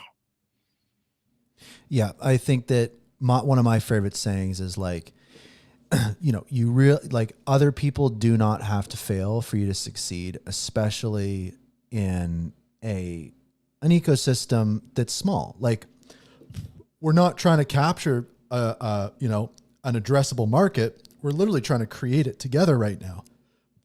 And I agree with you. I'm really against projects that see their success as being like dependent on the failure of another project. And I think that kind of ties in with some of the conversation, which is kind of like there is an extreme way of looking at this situation with the HBAR Foundation and immediately going to that place of, for this network and this community to succeed, the HBAR Foundation has to go away. What are your thoughts on that kind of attitude? It's a little simplistic. It's real easy to say, just get rid of it. Just get rid of everyone. But not only is that difficult with how the structure of Hedera is, it would not be the best case scenario, right? So saying something that's not working, nothing is better than something that's not working. Hey, maybe it's true, but in our situation, right, it's better to improve. It's better to improve. So it's a very complicated little dance that we're doing. And how do you fix it? I don't know. They obviously have a problem with transparency. Something that bothers me personally is you see this from the first group that defend everything, and you see this from Hedera, HBAR Foundation, Swirls Labs themselves. They love the excuses. Why are we not doing this type of marketing? Oh, legal reasons. That's not true. It's not true. Yeah, you can't say, buy HBAR, you'll be rich beyond your wildest dreams tomorrow, rocket emoji, rocket emoji. To say that there's no way to sell the idea of Hedera and HBAR is insane. There's no legal thing that says you can't market. And sometimes they try to hide behind that and use that as an excuse, and it's silly. There are so many other networks that they're not getting in trouble for marketing. You don't have to say buy HBAR, buy HBAR. You have to be fun. You have to have some content. The amount of content we have coming from Hedera is tiny. It's a little silly. Our ads during Karate Combat, it's like the same ad we've been reusing for years. Hasker doesn't even work here anymore, guys. And it's just stock footage with like a random Hedera logo animation that somebody made in After Effects. Come on. Let me see people. Let me see experiences, right? You can't say best tech forever. You're marketing to enterprises. Well, you're marketing to retail through enterprises as a proxy, but what you're producing are enterprise targeted commercials for people. Enterprises are not buying HBAR for that. They don't need to. It's fixed low cost fees. If they need HBAR for transactions, they can just buy it whenever they need it, a small amount. And even then, that's not even happening because we're having to subsidize them. So we need to start having a conversation with the broader crypto community. And this isn't just on Hedera. The amount of people on Hedera that have no idea what's going on other networks is silly. It's silly. They really need a reality check, because that's going to help you have conversations that are productive with the HBAR Foundation, with Hedera, because spoiler alert, a lot of people in corporate esque positions also aren't familiar with a lot of stuff that's going on outside of Hedera, and that is a problem. Yeah. And I think you raise a good point too. And it kind of brings my mind to something, which is, and I think that I am, as well as many people are guilty of this, is especially early on. I think that it's safe to say that the folks on the governing council are definitely like super qualified in their respective fields. Definitely, people, that bring a lot of great insights to the ecosystem. But I think that, to your point, it's true. And what I mean by saying it's true is I think that this is based off of just what we've seen in some of the examples that you've given is what I think the community's feeling is they're not Web3 experts. They're not. And I think that, again, to your point, we've been given advice in this ecosystem from the governing council on some of these topics. We've been given answers that, in retrospect, we kind of go, maybe they're not right about everything. Maybe they don't know everything. And maybe there isn't the level of competency in the governing council required to get Hedera where it needs to be. Now, I'm not saying that's the case, but what I'm saying is I think that's a general feeling that people are getting. And so what you're saying is that you're experiencing that same thing, is what you're seeing is maybe we should take what Hedera says when it comes to Web3 with a grain of salt. That's essentially what you're saying. Yes. I don't, here's what they need. And I'm pretty sure they don't have, they need just the dirtiest, slimiest degen man. They need that guy, or at least a guy that's the community man, right? That that doesn't have any power, but they can just send him something and be like, does this seem right? Does this seem right to you? They don't have, and people hate middlemen, right? I'm not saying this person has any power to deny or approve anything. They just need a guy that they can check in with consistently that's on their team, right? Because they, like I said, they're scared of the community. They can't go into the community and check in with somebody. It shows weakness. they're super corporate culture, and you can't do that. You can't show any kind of weakness. You can't ever admit any fault. You can't say you're sorry in the corporate world. We're not in the corporate world. They haven't realized it yet, but we're not in the corporate world. To kind of, give them some help without, getting rid of all these people and corporate culture, without changing everything, right? You need a guy that you can just run stuff by before you get to the point where you're talking about it publicly. There's a lot of things that need to be done. And if you are headed by people who don't have experience in general with Web3, what can they do, right? You can't fire these people for the sake of argument. What can they do to learn those things? They can Google it, I guess, if they decide, but they're probably having a billion meetings forever. What's the most efficient thing? Just have a guy. Have a guy that you can ask questions to who won't go, you don't know that? What are you, an idiot? Which is how most people on any kind of crypto network act when you actually, I don't know things and want to know them. I mean, you can't blame them for getting into this turtly mindset.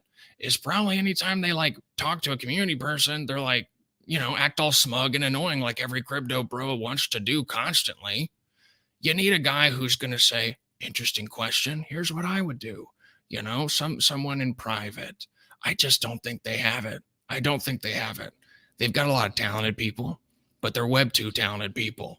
And this is not Web 2. It's a strange, weird, honestly, probably the mental illness correlation is probably high with the user base. This is not a normal place. We're in silly speculative la la land. Tech aside, the entire market is speculative. This is a speculative market. Expecting logic and reason and trying to force that onto an entire market is silly. You need a guy. You don't need to change everything, but you need a guy to say, hey, is everybody in the community going to think this is the dumbest thing ever? And the guy will say, well, probably. Here's what I would say. Here's what I would do. Not that complicated. Yeah, I've got you. And I think that people are saying, hey, is Grelf that guy? And, I think that, Gerbert, I think that you could be that guy. And here's the thing too, is I think that there are so many people that could be that person for the governing council in the community. I think there's so many great community members in this ecosystem, to the point that the governing council could maybe just close their eyes and just randomly pick somebody and they would get some really great insights. And also too, the other side to me says, there must be those people in these organizations or a part of these organizations. There must be people trying to give them this advice. Like what you're implying is up until now, there just has been nobody doing that. Do you think that is true? Or do you think that there has been efforts to break through to the governing council and provide these insights and stuff? Or do you feel that that hasn't really been explored yet? Here's the thing. There can be people who can operate in that capacity, who have the ability, right? They're too busy. Are they just doing that? No, they have other jobs. They have other things. So they can't operate in that capacity. This guy's super, Chainlink's a governing council member. Okay, we got some guy, right, from Chainlink. He's probably, really smart with Web3. Chainlink operates with a lot of different networks. He's going to know about other networks. He's going to know the rights and wrong stuff. Is he going to be able to have a 10-minute conversation with somebody from the HBAR Foundation? No. He's too busy. 10 minutes for that guy? No, it's going to have to be tied to thousands of dollars of something for it to matter. That's going to be seen from him as a waste of his time. Oh, you're asking me this basic question. How do you not know this? Blah, blah, blah. Because to him, second nature. We need a guy who has the time.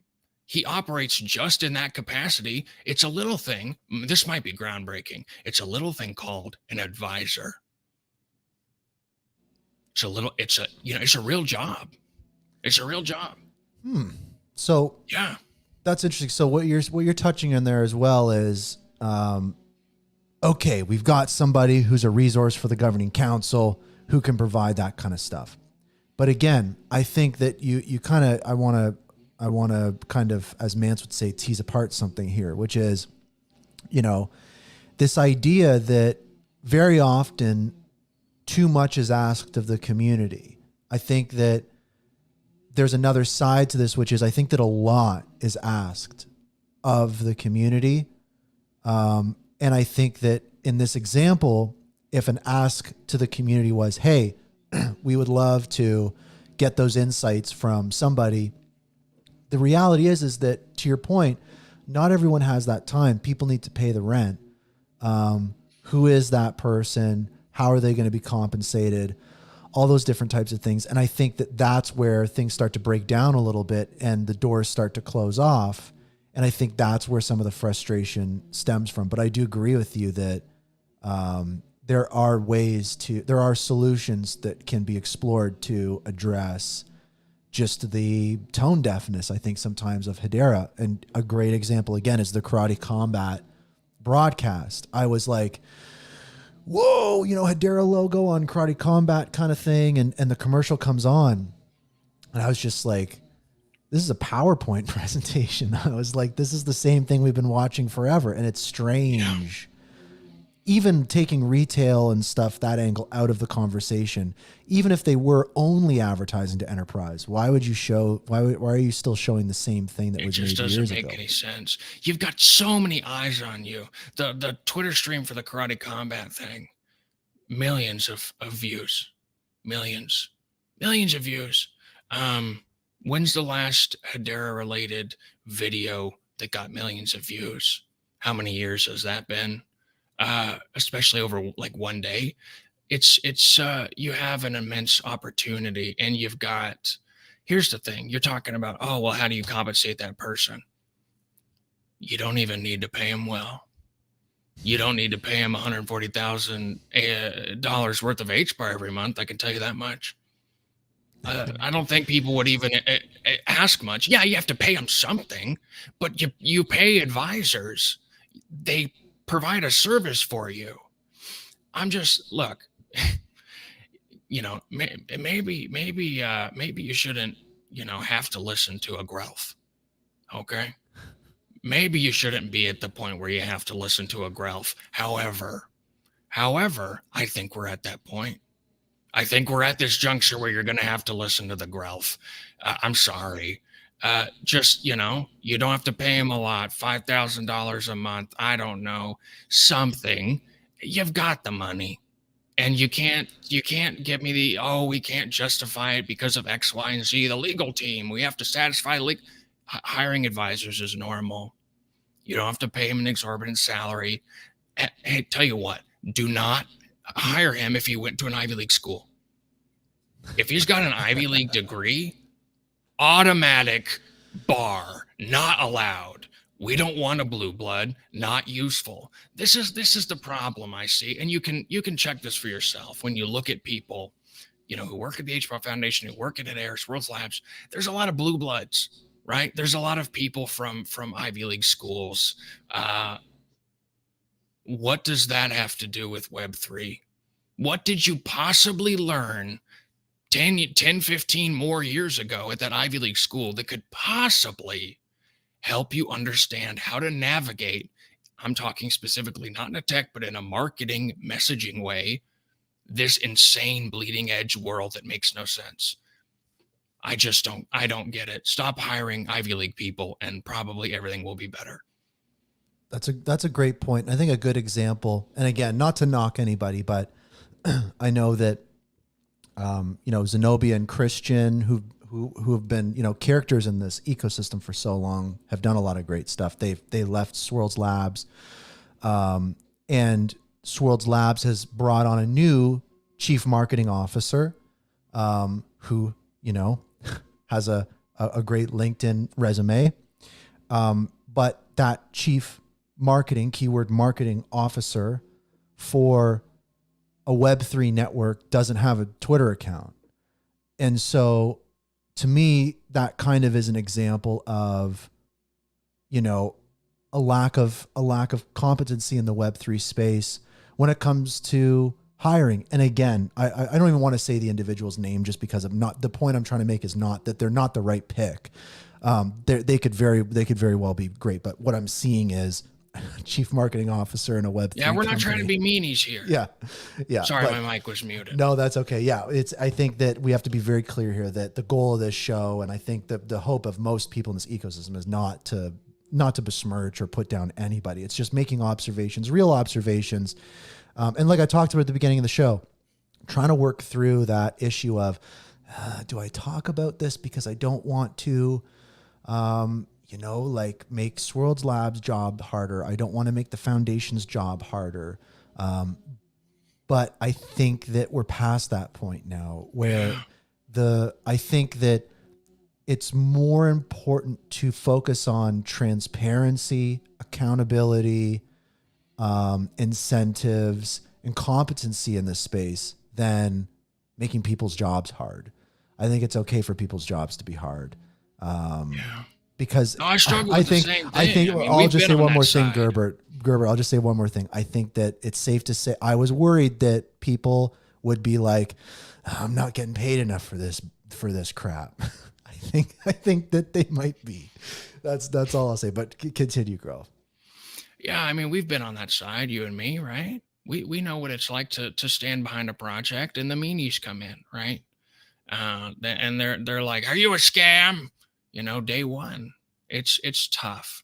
But I feel like it all stems from Hedera is LARPing as a corporation. Hedera is pretending to be a Web 2 corporation. They're hiring those people because they want to impress Google. They want to impress big tech corporations. They want to sit at the popular kids' table, right? It's not going to happen.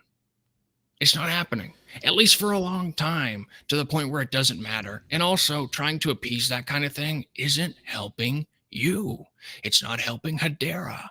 It's not helping us. It's not helping the price of HBAR, which, if you've noticed, I don't really talk about that much because it's kind of like, if you fix these things, maybe that'll improve. It's not helping you, right? I'm not on Twitter, but I'm going to tell you how to run a Web3 I can tell you as somebody who works in Web3 marketing, has nothing to do with regular marketing. Not the same at all. Can you go into a Discord of Nike and talk to the Nike CEO? No. There's no expectation of that. Holding Nike stock, do you think that you should have a say on all these matters and stuff? No, you don't even care because it seems to be completely outside of your control. That's what's so wonderful about Web3. That's what's so exciting about cryptocurrency sneezes and past sneezes. You have so much power to influence it. There is such a direct network for talking to people. And, the head of marketing is not even on the main place. Unfortunately, it's Twitter, to talk to people about it. He can help steer marketing for a corporation, but can he help a crypto network thrive and improve in places that they haven't been worried about? Enterprise guy, is he really gonna improve how good they've been dealing with enterprises? They've been doing a good job, I guess. I mean, they know how to talk to them. That's not marketing. Who are you marketing to? Are the enterprises buying a bunch of HBARs? No, we give them free HBARs. Who's buying it? Retail. Okay. Do we want retail to do it? Yeah, but legally we can't tell them how to buy it. No, we're not talking about that. We're talking about the messaging. The messaging's wrong. Obviously, your hiring practice, it goes back to them being scared, right? They hire the Ivy League guy so that they can say, if for good or for ill, they're covered. Well, that guy stole all our money, but we hired a guy. He went to Harvard. How, they're covering their bases, right? Everything has to be safe, but that's a Web 2 mindset, baby. You can ride the lightning. You can ride the lightning on Web 3. Honestly, we're extremely forgiving. For a community that's so connected and so we're laser focused on them. We are so forgiving. You can ride with us. Be a person. Be a person. If you try to hide behind your, decades old PR training for corporations, it's not going to work. If you do the corporate playbook here, it's not going to work. All you have to do to see that's the case, look how more successful networks are doing it. If we have the best tech, right? And we're not doing better, why? It's because our messaging is completely wrong, and our company culture, which I'm an outsider, don't work for Hedera, but I can very clearly see the company culture's wrong because it's company culture. It's not crypto culture, and we're a cryptocurrency sneeze. I've got you. And I think that, again, coming back to the beginning of our conversation, you made a good point where it's unfortunate timing for something like this because there has been some good change so far. And I think that for me, I was really optimistic when I saw that the governing council had put out that committee search for a new president. And it's good to see Charles Atkins as the president of Hedera. So I think that, unfortunately, I'll say there's two sides to this. I think that one side to it is, Gerbert, I agree with you 100%. I think you're echoing the sentiment of the community really well. And I think these are literally just realities that are known, and no amount of, I'll call it gaslighting from the Hedera company, from the foundation or whatever, saying, oh, we can't do this because of X, or we can't do this because of Y. I think that there are just certain realities that need to be dealt with, and it has to be accepted that like Hedera is just not the best out there, but that's not the point. The point is to continually improve. And I think that the governing council, I feel the governing council knows this. And I think the problem is that what we've been told many, many times, again, is enterprise moves very, very slow. It doesn't mean that we're not going to have crazy use cases on Hedera. We're not going to have amazing enterprise use case on Hedera. Enterprise moves slow. But I think the problem is, to your point, if Hedera sees themselves as an enterprise, are they just manifesting that similar slow movement, even though they're heading in the right direction, even though they may understand these things and maybe share these same sentiments? There's so much bureaucracy that's been built up, so many committees that have been created to mirror the DNA of an enterprise, when in reality, they're a Web3 product in beta, a very good one. And I think that it's a little counterintuitive to kind of think that coming down from the mountain is going to get you higher up on your progress. But it is true, because we kind of have to get up there together, all as a whole community. And so I think that that's just the reality. And I know that the response from Hedera and these organizations is, we can't do it because of this. We can't do it because of that. We know information you don't know. Just trust us, blah, blah, blah. But I think that has just been played out. I think that the community's kind of done with that. And I know that there are people that will defend that, but I just don't think I'm going to be one of those people going forward, because I think it's the right thing to do if you want to see the success of this network and this community, is just really do what we can to get closer together. And what brings people closer together is the truth, is that transparency. And there does need to be some accountability. So I guess maybe what I'll do, because I want to start landing the show here, but this has just been great. I think it's it's very cathartic to talk through this stuff and do it in a live setting with everything going on. But maybe, Grelf, the last thing I'll ask you is, people in the community are looking for something to do now. What do we do about this? What tools and resources do we have to course correct? And the theme of the show this week, kind of on this, was my theme is, Hashgraph enthusiasts, look up to the little guy. I've got a big rocket there that's not taking off. I've got a little rocket that's taking off. Not to say the big rocket isn't going to take off. The Enterprise rocket, as we know, is, probably going to be friggin' epic. But when is it going to happen? We don't know. The reality is the little rocket is already, exiting orbit. These retail use cases are doing some really incredible things. We've brought up many on the show so far. And for me, I kind of am like, what can the community do to course correct? And I think that the easiest thing to do is simply shift our focus and attention. It's clear I think that to Hedera's credit, I think that the enterprise initiatives are doing great. I think better than any other network. And it just sucks that it's so slow. I think that that's just the reality is this. We're not seeing action and we're just bummed out. But I think it's just we're focusing on the wrong thing. We're learning that this stuff genuinely does take a super long time. I think we have to shift our focus and look up to the little guy. I think that everybody needs to turn their head and turn their attention to what is actually bringing progress right now. What is generating revenue for the network right now? Because it's not a matter of waiting for things to happen. It's a matter of literally just turning and changing the focus. And I think that as a community, we do have to put that trust into Hedera. I think we're just putting it into the wrong things. I think we do need to trust Hedera. They can handle the enterprise stuff. Because that's the thing is Hedera is finely tuned and ready to roll with the enterprise stuff. I think that's great. I think that they're just very lackluster on the retail side. So I think that as a community, we really have to shift our focus. We got to look up to the little guy. You're a little guy. I'm a little guy. I don't know how tall you are, but I'm not. I'm 5'5". Okay, so I think that we can safely say, and I think that that's what it's about for me. And so I wanted to maybe get your thoughts on that. On this again, I think it's just this theme in this network, this duality of enterprise, retail. Do you kind of agree with that perspective? And do you have any other kind of additional thoughts on what can people in the community do to bring the change that they want to see? Right. No, I completely agree with all of that. And it goes back to my 3 groups.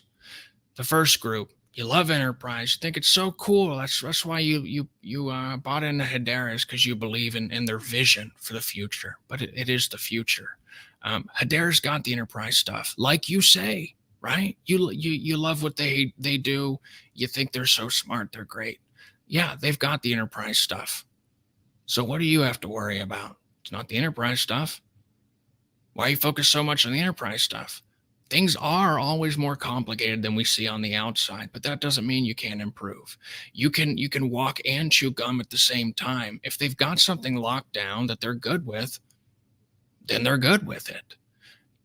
So to the first group that usually just defends everything Hedera does, you should be spending your energy focusing on the things that Hedera can do better, the things that we are going to be able to see, the retail community, the retail developments.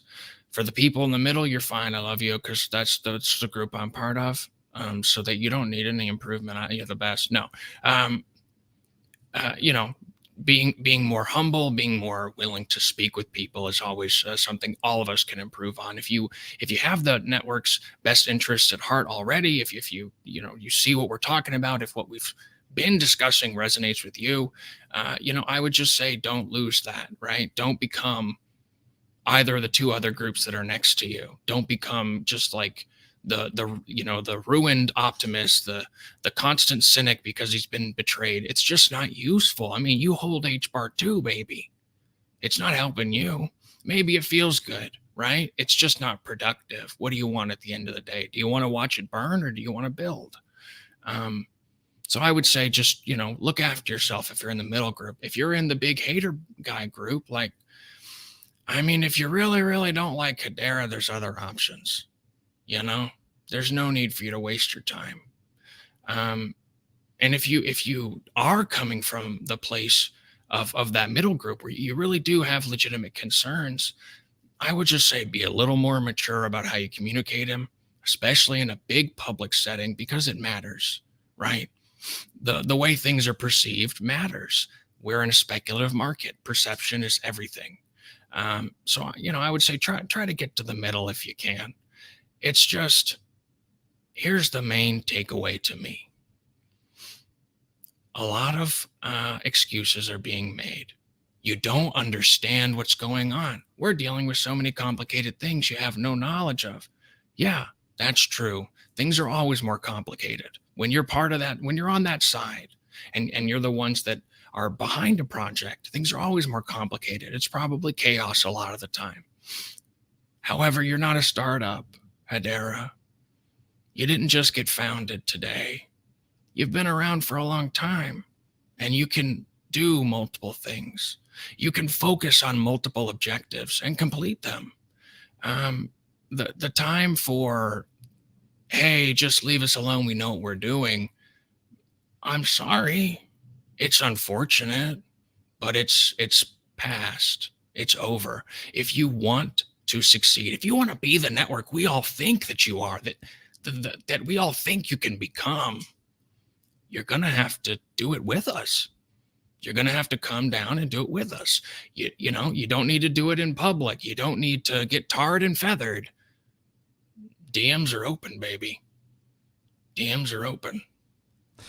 Grelf, Gerbert, I appreciate you coming on the show. I think your insights are always helpful because, and for anyone on the anyone from Hedera's world or wherever watching this right now is, you know, as folks tune in from there. But if you look at Gerbert here, this is why Web3 is weird. This is somebody who has a lot of great insights, a lot of expertise. And this is how you communicate it. And this is kind of what it looks like. And it probably seems counterintuitive from an enterprise standpoint or from the experience. But, you know, we've had, you know, there's 600 people tuned in, and this is what resonates with people, and there's valuable information being shared. So I think it's, instead of trying to bang down the door on Hedera to let us in, you know, as a community, let's really kind of open up our door and be like, Hedera, you actually need to come over here, because we've got the juice to get us where we need to go, and the retail community is setting the train tracks for the train to run, and I think that Hedera and enterprise are just, sure, they're going to do incredible things, but it's going to be a little bit of time. There's already stuff happening now. What can we do to make more of that? So, Gerbert, really appreciate you. Was there anything, any shout outs or anything you wanted to hit on before I pop you off here? Also, buy us a giraffe. I mean, come on. Yeah. Yeah. Last time we spoke. I mean, yeah, any updates on they're that? not that expensive, right? I am working behind the scenes on my own initiative with a few of these large projects for Operation Bertha. I want to make it a fun, big event, right? I don't want it to just be, okay, we can adopt a few giraffes and we're going to throw NFTs in there somewhere. I want it to be something that shows off Hedera, that makes us seem unique. I mean, honestly, jokes aside, the giraffe would pay for itself. What a headline.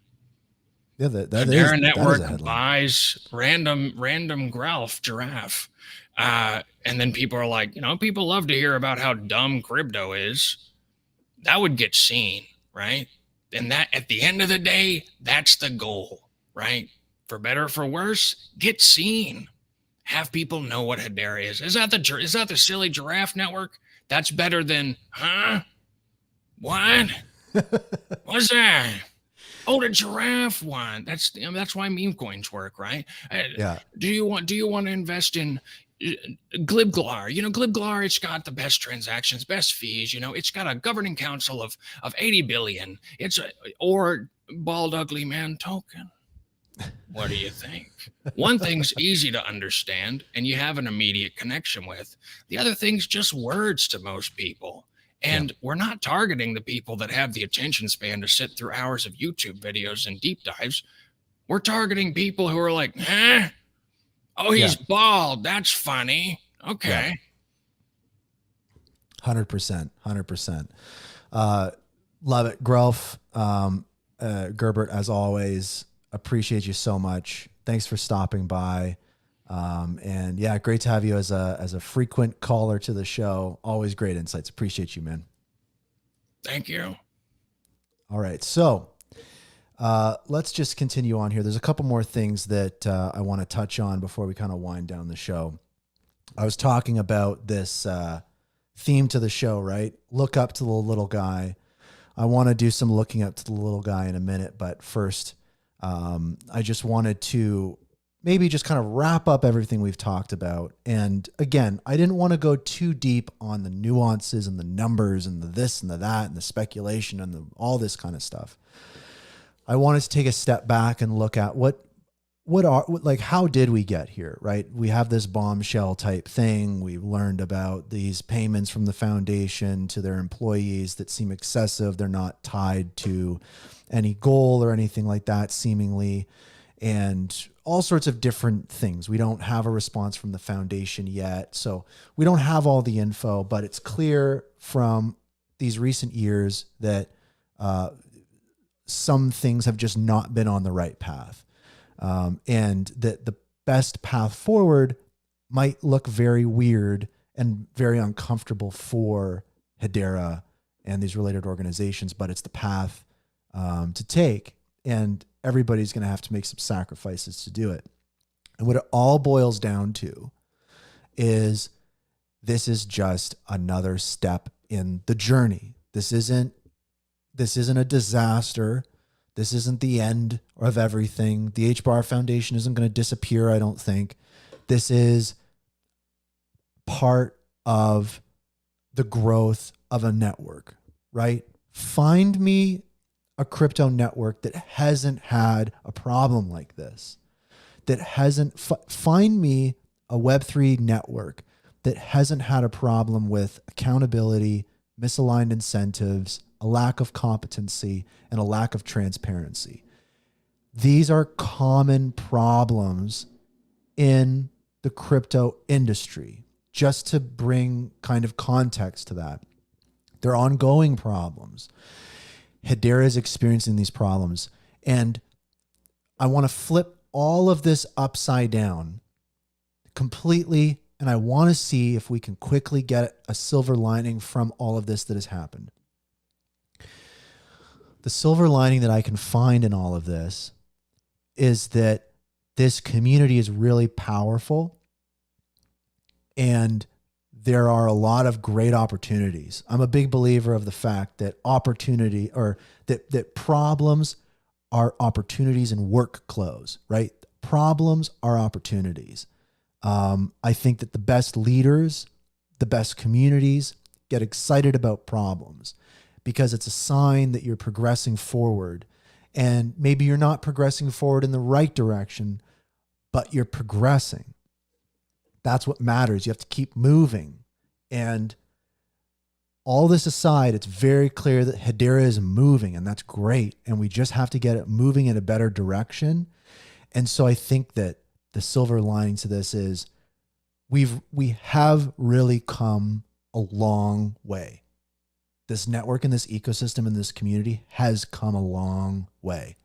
Now we do have a long way to go, but you don't get to this point without a ton of success. And I think that across the board, we've seen a ton of success. But like I was talking about before, it doesn't take much to strip that away, especially in a very emotional industry and especially in an industry that is so fast moving.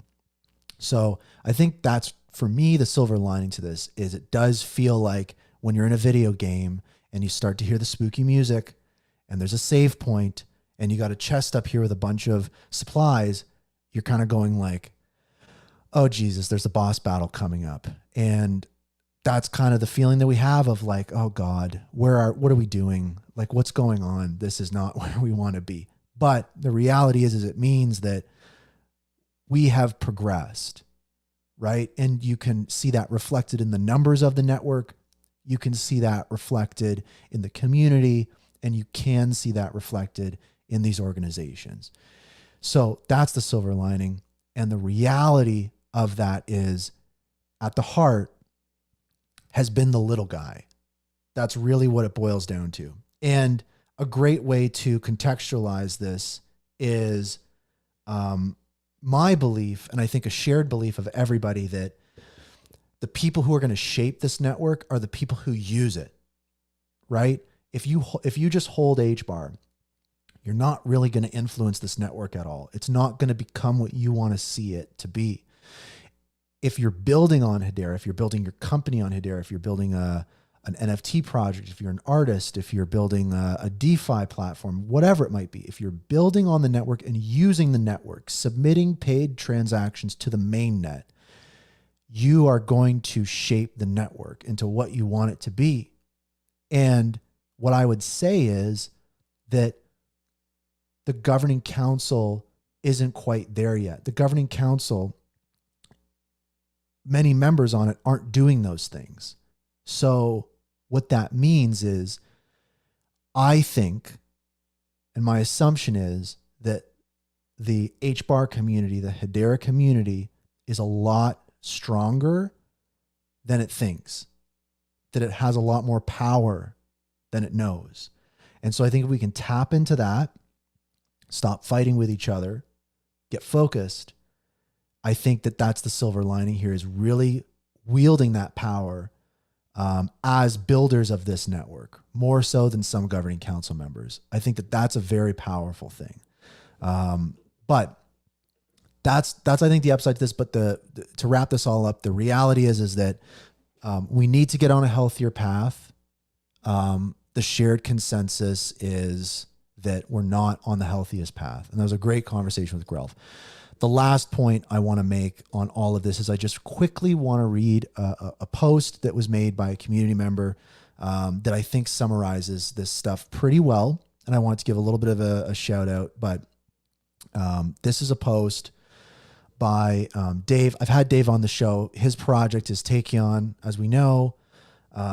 That's kind of like a side chain for Hedera that utilizes the consensus service and all those different types of things. It's a very interesting project. Go listen to that episode if you want to learn more about what Dave's working on. But the HBAR Bull put out a post. I'm looking forward to this. HBAR Bull says, I'm going to address the controversy we have seen in the ecosystem directly with my honest take on Friday. I'm taking a few days to ensure that I have the facts correct. So we will have an update from the HBAR Bull. As we know, the HBAR Bull does contract with the foundation. I think it is incredibly unfair to give heat to the HBAR Bull. Like the HBAR Bull has been in our ecosystem forever. He was an inspiration for me to do this show. And he's been a steadfast community member. Yes, he contracts with the HBAR Foundation, who, we're angry at right now or whatever. But that's what I'm talking about. We can't turn on ourselves. Like HBAR Bull, he's just trying to pay his rent. Some people were very lucky, very creative, very resourceful, very driven to be able to find a job in the Hedera ecosystem so they could stay here. It's an immense value to this ecosystem and community to have people like the HBAR Bull be able to spend all their time in this ecosystem through this tough period. So I just want to say that HBAR Bull is a valued member of the community. I don't think it's smart to, come at the HBAR Bull. I think it's very fair to see what he has to say on Friday. I'm looking forward to that. So I appreciate the HBAR Bull. Now, so Dave responds to this, and I just wanted to read this out because I think that this, is a great take from somebody that's very experienced, has a lot of history in the startup space, but also has been in the Hedera ecosystem longer than almost anybody. And what I mean by that is his project back in, and I had a great conversation with him in person when I was in LA, but Dave has been in the Hedera ecosystem since before Hedera existed, right? He was looking for a technology, a DLT for his use case. He found Swirlds that had the private Hashgraph algorithm. That was perfect. And eventually that turned into the public network, but he's been here since day one. So this is someone speaking from a point of experience, from a point of understanding this ecosystem really well. And also I think it's a great take, and it's a fair take. So I just quickly want to read this for people, especially folks listening to the episode on like Spotify and Apple Music and stuff like that later on. But so this is what Dave says in response to Brandon, the HBAR Bull. So Dave said, thanks, HBAR Bull. I respect you and many other community members that are spending lots of time making this project better. Lots of progress is being made, but it's not the time to act like we have succeeded and we are Google or NVIDIA. Lots of good things have been done by many people, including the Governing Council and the HBAR Foundation, as well as well. So this is not a one-way discussion. It's also not just an HBAR Foundation issue, but an organizational one that has a lot of other factors.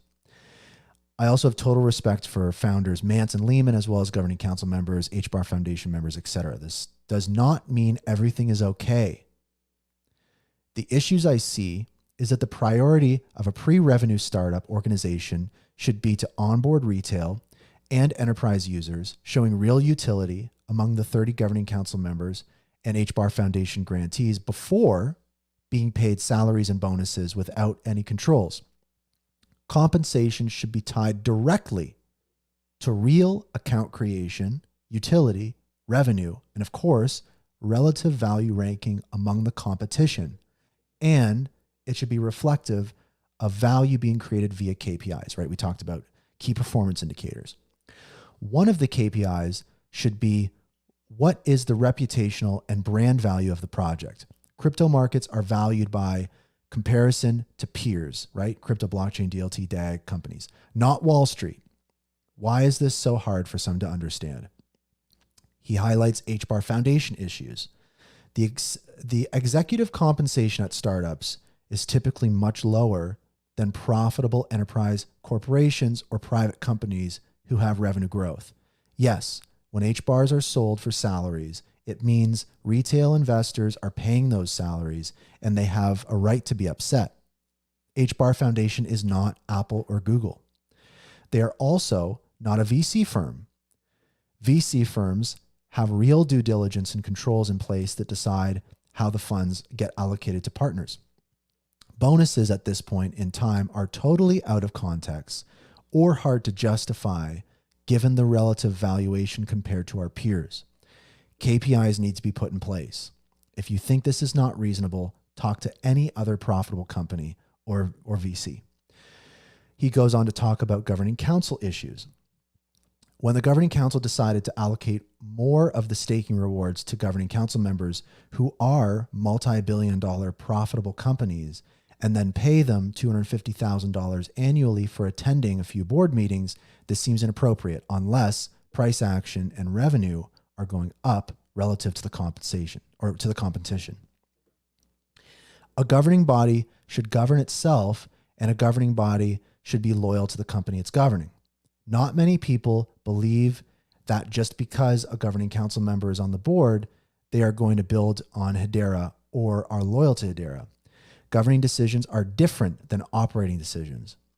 We have all heard the narratives that governing council members need everything to be confidential and that they are working on these huge things.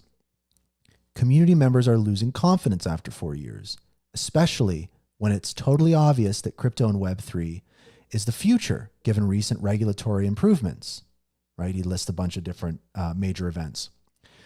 If governing council members are not going to work on it with KPIs and milestones, if governing council members are not going to work on it with KPIs and milestones, make it mandatory to meet KPIs and stop paying them and/or separate governance from operations. Basically what he's saying there is we have to align KPIs. We have to potentially separate governance from operations. At this point, there is no excuse for not having community nodes, given that we launched almost 6 years ago. If there are real valid reasons, then justify them and make them 100% transparent. And I think I just wanted to take a pause there and just highlight that's really what the issue is here, is that if something very important that every single person in the community is asking for can't be done, it would be helpful to know why. And if Hedera isn't capable of communicating why, that's another problem. So he continues on. Most of the outside world still thinks one of the following. 1, Hedera is patented. 2, Hedera is only permissioned. And 3, Hedera does not need retail users to be involved. And 4, Hedera is centralized and not a blockchain. And this is really important here. He continues, it does not matter if these things are true. It's a matter of a governing body should care about how they are perceived and do something about it. Otherwise, they are dead weight and do not really have any skin in the game. And I think that's really important, is the governing council needs to be much more concerned with how they're perceived. And I'll give you a quick example. When I was at Ethereum Denver, I saw a talk or a keynote with the presidential candidate, Kennedy, right? RFK, and politics aside, whatever it might be. I was just kind of there, just checking it out. And that presidential candidate was talking about the military industrial complex, companies that are causing problems in our world and in America and those different types of things. And he referenced directly Boeing and some different companies that are on the Hedera Governing Council. You have a crowd of thousands of people cheering in their united outrage against those companies. And I think about the booth, the Hedera booth, the beautiful Hedera booth, just outside with all of those logos on it. And in that moment, it really was reflective to me, the disconnect that the governing council has with the general public and the reality. And so that point there that Dave makes, I think, is so important, is you can sum it up as being out of touch. And this is just hard to defend. And I would challenge anyone to defend this, but it's safe to say that the governing council is kind of out of touch, and that they maybe don't value how they are perceived as much as they should. Because if the governing council isn't perceived well, it hurts the entire ecosystem. So that's a great point there from Dave. Continues on, the governing council should spend the board salaries on creating a positive brand for the project. They should explain in detail why they took the native staking percent from 6.5 down to almost nothing, but decided that is now going to them. So again, that's a similar type of situation as we see now with the foundation. Misaligned incentives, a lack of accountability, a lack of transparency, and a lack of competency potentially that leads to things like this. And it's very strange that these are explained away. But the reality is that I don't think they should be this way. People just don't think they should be this way. But again, these decisions come down to the governing council and how they govern the network. But if there is a lack of accountability, transparency, competency, and these different types of things, can they govern as effectively as they could? That's the question. Dave continues, one last thing. And this, I think, is the most important thing. If Hedera loses the support of its retail community, this will, for all practical purposes, kill the project, and nobody wants that outcome. Gambling on this issue is playing with fire. There are a lot of community members who are afraid to speak their minds because they fear the negativity will hurt the value of the project, and or they expect a grant, so they stay quiet. And I think that's what I was talking to at the beginning of the show, is I feel that way as well, and I think a lot of people feel that way as well. And I think that this week, a lot of people in the community feel further empowered to not get stuck in that regard. And, he continues, if you think I'm making this up, do an independent poll from a reputable marketing branding agency. So, the only harm that is being done is to act like nothing is wrong with these issues, right? That's the key point here. And I think this is like, if you could distill this whole post down to one thing, this is what it's about for me. And I'll just repeat it again. The only harm that is being done is to act like nothing is wrong with these issues, right? That we've talked about today. That's really what we're talking about. That's where the harm is coming from. I'm okay with other community members being upset with me pointing these things out because I know my intent here, to make Hedera better. The only way to fix problems is to point them out, not hide them under the rug and hope for the best, or listen to attorneys that don't really care about our problems. We all have a lot to gain from fixing and talking about these issues. So I thought this was a great summary. Great summary, Dave. Shout out to Dave. Shout out to all the community members chiming in on all this stuff. Anyways, I thought that was a great post. And I want to move on to one last thing for the show. Thanks so much, everybody, for sticking around. I know this was a long episode. I think we just needed to take some extra time on this topic today. But that I think was a great post. And I think on this issue, I think Dave's post summed it up well. And I think that, again, that's what it really comes down to. It comes down to really the community coming together, aligning, and understanding that, again, the Hedera community, the HBAR community, everybody in it, all the builders collectively are much more powerful than they think, potentially more powerful than the governing council.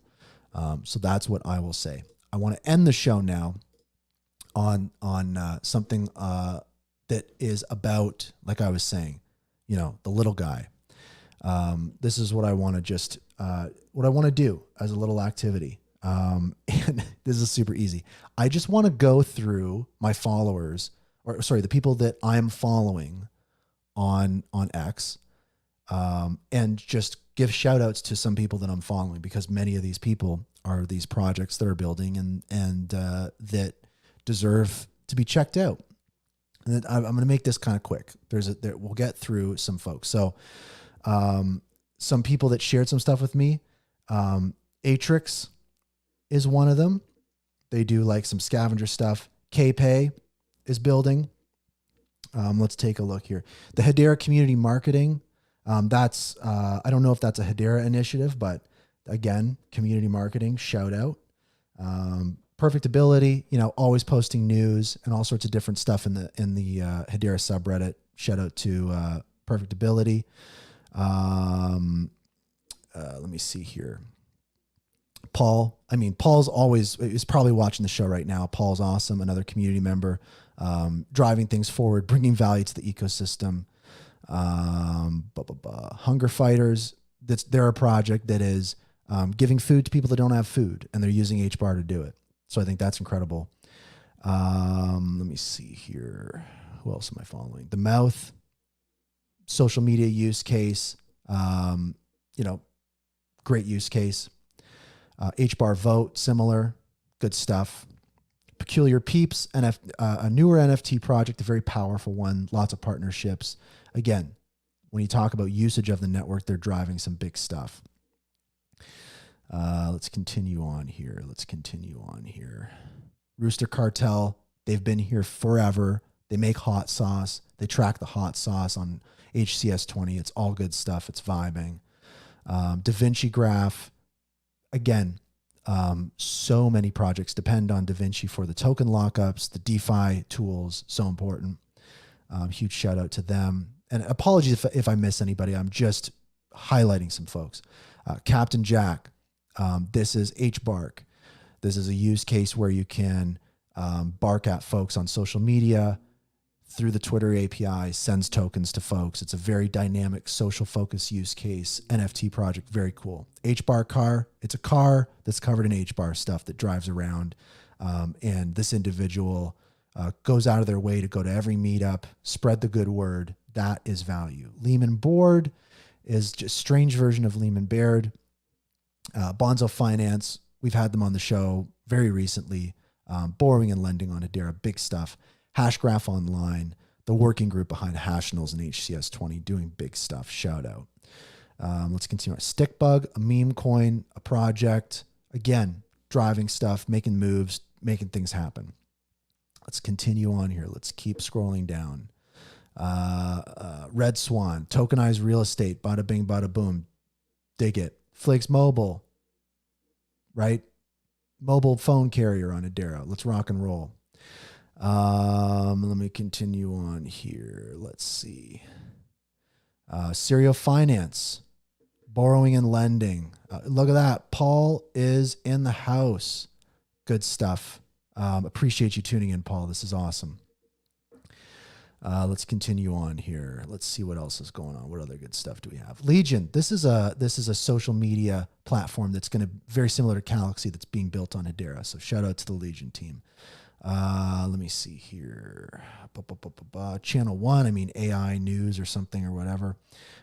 Charles, the president of Hedera, shout out. Let me see here. Neuron, I was talking about them earlier. Let's rock and roll, connect the entire planet. Let's make it happen. Amplify, music use case for artists, tools for artist success in Web3. Amplify, love it. Let me see here. I mean, Timothy, Jack, in the Kabila community, always publishing great content. I'm a huge fan of the stuff he's doing. So again, another builder, another individual bringing huge value to the ecosystem. Creators Galaxy, the whole platform. Dovu uses this platform for their voting. So big stuff. Let me just continue on here. Hangry Barboons, NFT project, been here forever. Shout out. Let me continue on here. Let's see what's going on. We've got some of the HBAR Suite guys. We got Swiss Coast. Shout out. They are doing a Swiss stablecoin. Love it. Tierbot, right? Previously known as NFTier. Massive footprint in the community. So many people depend on these folks. Tierbot, massive shout out. Hobley, individual, always sharing news. Following along, appreciate this individual. HBAR 1000, similar. Rocking and rolling, sharing great content. I'm always checking it out. Cantor Codes, founder of NFTier that we just talked about. Super important individual in the space. Shout out, nothing but love and support. Let's hear it. Takeon. We were just reading Dave's post from Takeon. Takeon is that big use case built on Hedera and Hyperledger. Check it out. Let's continue on here. Phil, always sharing good stuff. Shout out to Phil. Appreciate you. Dave, another shout out. Well deserved. Let's continue on. HBAR Joe, Earthlings. All sorts of stuff. This is somebody who I learned a ton of stuff from. Had a pleasure meeting him last year in person. HBAR Joe. Love it. Mint Condition from Max Walker Williams. Upcoming marketplace. Let's rock and roll. Shout out. Appreciate you. Nothing but love. Let's continue on here. Cosmic. I always see Cosmic posting stuff. Always love following along. Shout out Cosmic. Always listening to the show. Appreciate you. Let's continue on here. Let's see. Migos World. We've got Tata. Big shout out to Tata on social media. Always sharing stuff. Like this is another thing that can't be overlooked. There are individuals that maybe don't have projects, aren't building companies, whatever. They're just sharing stuff, but it's absolutely invaluable. It's incredible to have this information supplied by these folks. Jim Nasser from Acor. Shout out, right? I mean, Jim Nasser building out health stuff on Hedera. Always been a helpful person for me as well. Has been here forever. Let me see here. Oh, Tom. I want to give a shout out to Tom Pixfy, another, really big use case upcoming on Hedera aggregate NFT marketplace. Rocking and rolling. I mean, Tom is doing big stuff in the ecosystem, Pixfy. So shout out to Tom and Pixfy. I appreciate you tuning in. For folks just tuning in now, I'm scrolling through who I'm following on X and just shouting people out. Andrew, big support in the ecosystem, always helping content creators. He helps the HBAR Bull with his content. He has great advice for everybody. Shout out to Andrew.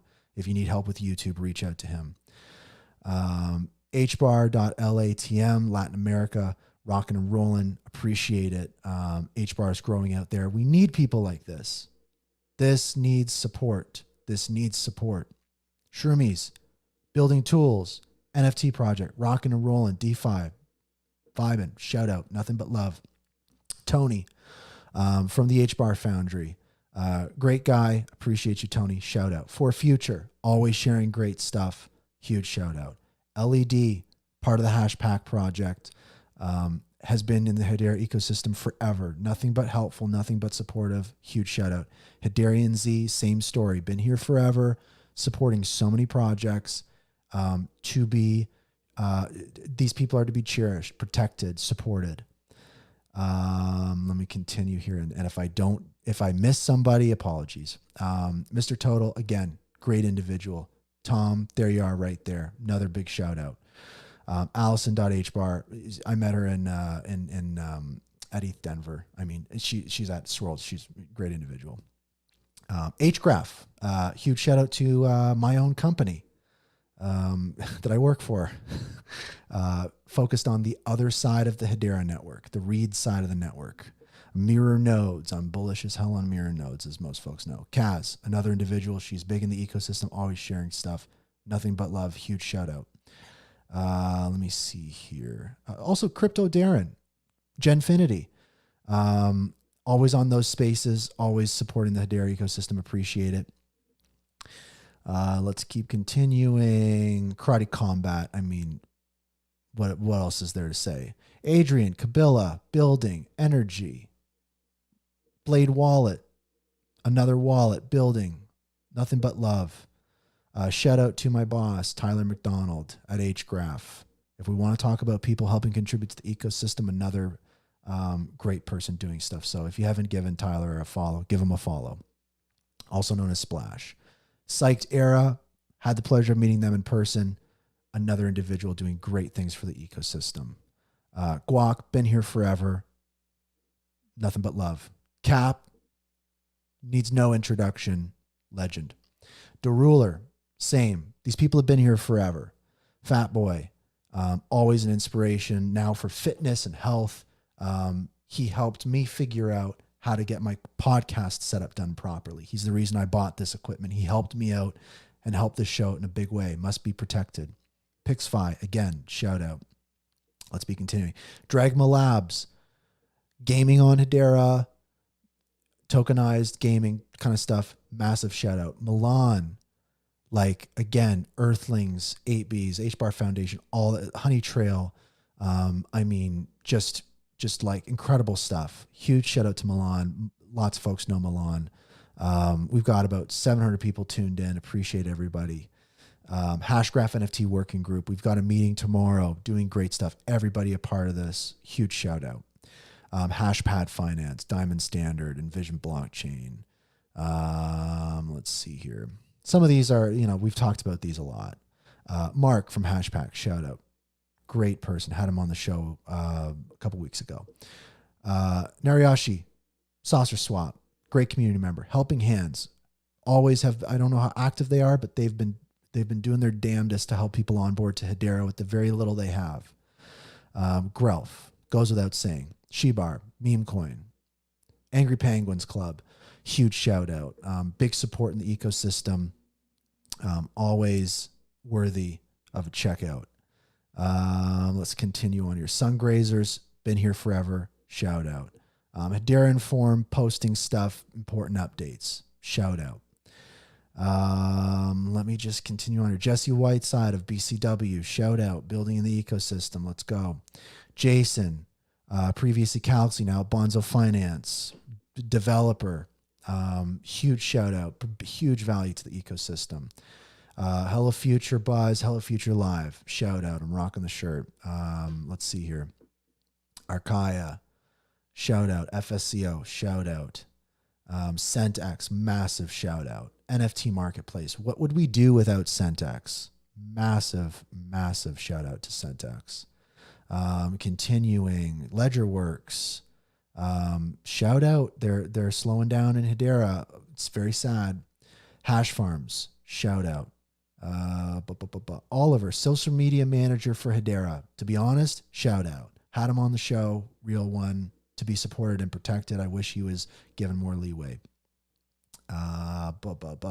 Citadel Wallet, massive shout out. Company doing hardware wallets in Hedera. It's not easy, super hard. Let me see here. Twigital, boom. Very important use case. Let me see. Josh, my good pal, doing music in the Hedera ecosystem. If you're not following him, you should be. What are you doing? Mike Maloney, I would say one of the biggest shout outs I've ever given. I think that this man is responsible for so much of the Hedera community. So huge shout out to Mike Maloney. Matt Smithies, goes without saying, CTO of Dovu, a legend. If you're not following Matt, you are missing out. Follow Matt. Tate, always putting out good content. Great stuff. Michael Garber, at Swirlds Labs. We're putting HIP 920 currently right now to active status on the Hedera website. HIP 920 will be going live in a matter of moments. Michael Garber is helping me with that. So huge shout out to Michael Garber. Let me see here. Mint, music stuff, NFTs, vibin'. Go check them out. Ken Anderson, Kabuto, right? Check out Ken. Been here forever. Huge shout out. Let me see here. Atlantis, tooling for collectors and marketplaces. Check it out. In a Maze, NFT project. Follow along. Check it out. This is financial advice. John Wingate, Bank Social, Rob Allen, I mean, the usual suspects. Hashgraph DAO Working Group, Rockin' and Rollin', Earthlings Land, Gaming Use Case, great project, check it out. Hashgraph DeFi Alliance, working away, check them out. Let me see here. Genfinity, Generation Infinity, right? Doing news in the ecosystem, really pushing it as much as they can. Follow, support, right? Warlock N-Key, right? Gerbert the Grelf's friend. Check him out. Good stuff. Kabila, fantastic wallet. Follow along. Check it out. Bonacci, another great community member, NFT artist. Again, bringing huge value, generating more revenue for the Hedera. This like random NFT creator generating more revenue for the Hedera network than maybe some governing council members. Huge shout out to Bonacci. Hash Burglar, Saucer Swap, you know the deal. Noob, you know the deal. Saucer Swap, follow along. Let me see here. Sivo always has been in the Hedera community, has been here forever, sharing great stuff. Follow along. Massive shout out. Pluto, CTO of HashPack, legend, shout out, follow along. Matt, Distilled Ledger, huge value to the ecosystem, awesome stuff, follow along, massive shout out. Let me see here, continuing on.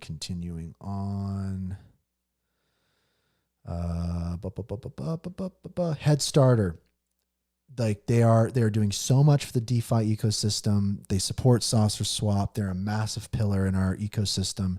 So important. Needs support. You got to check it out. Shout out Conan the Barbarian. Thanks for watching.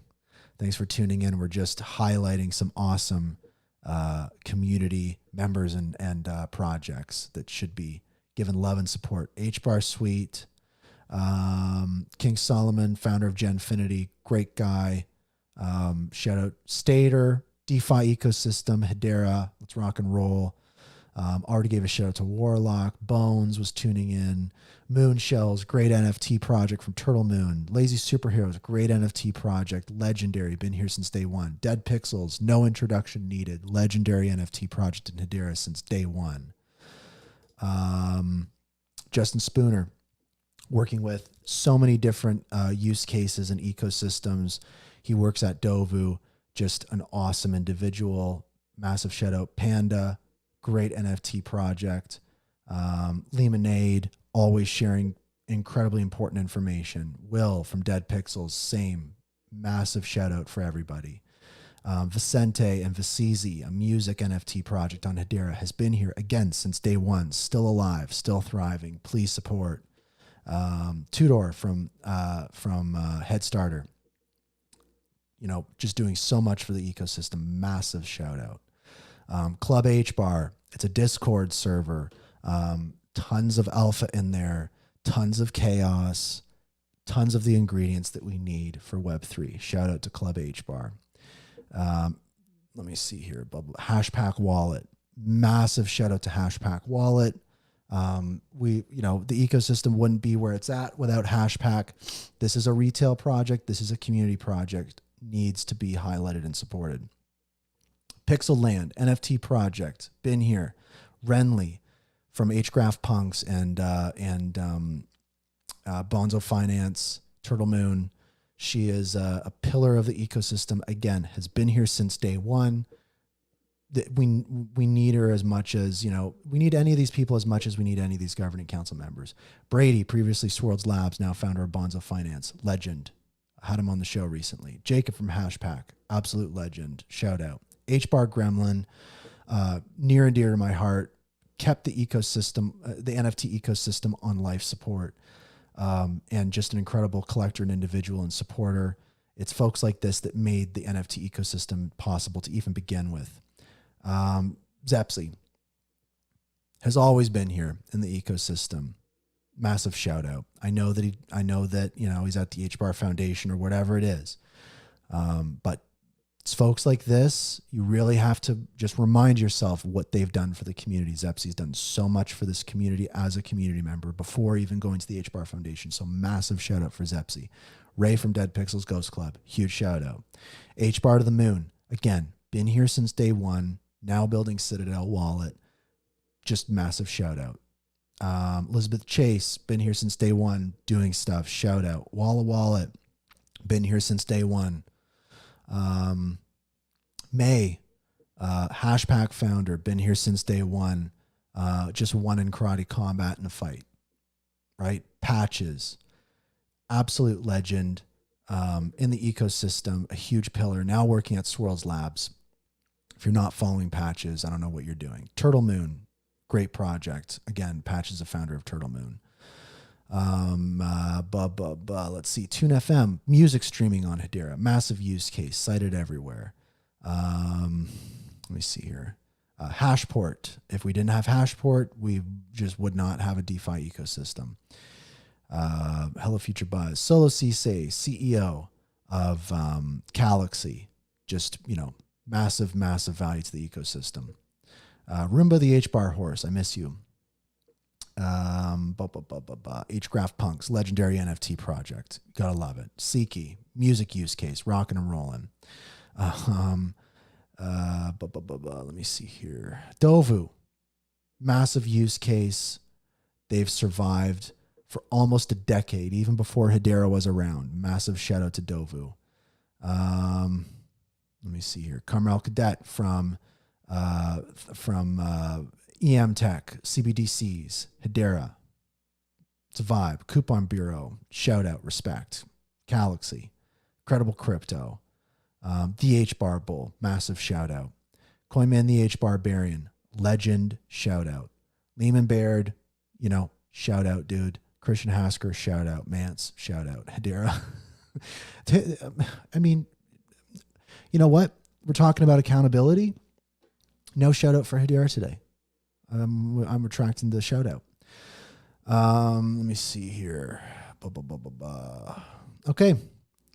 That's my followers, or that's who I'm following on X. I hope that was a fun way to kind of highlight some projects. That's the little guy. Those are the little people. Those are the projects and the individuals and folks that are generating the growth on the Hedera network. These are the people that are generating the revenue. These are the people that are bringing people over. This is what it's all about. These are the people that we should be focused on.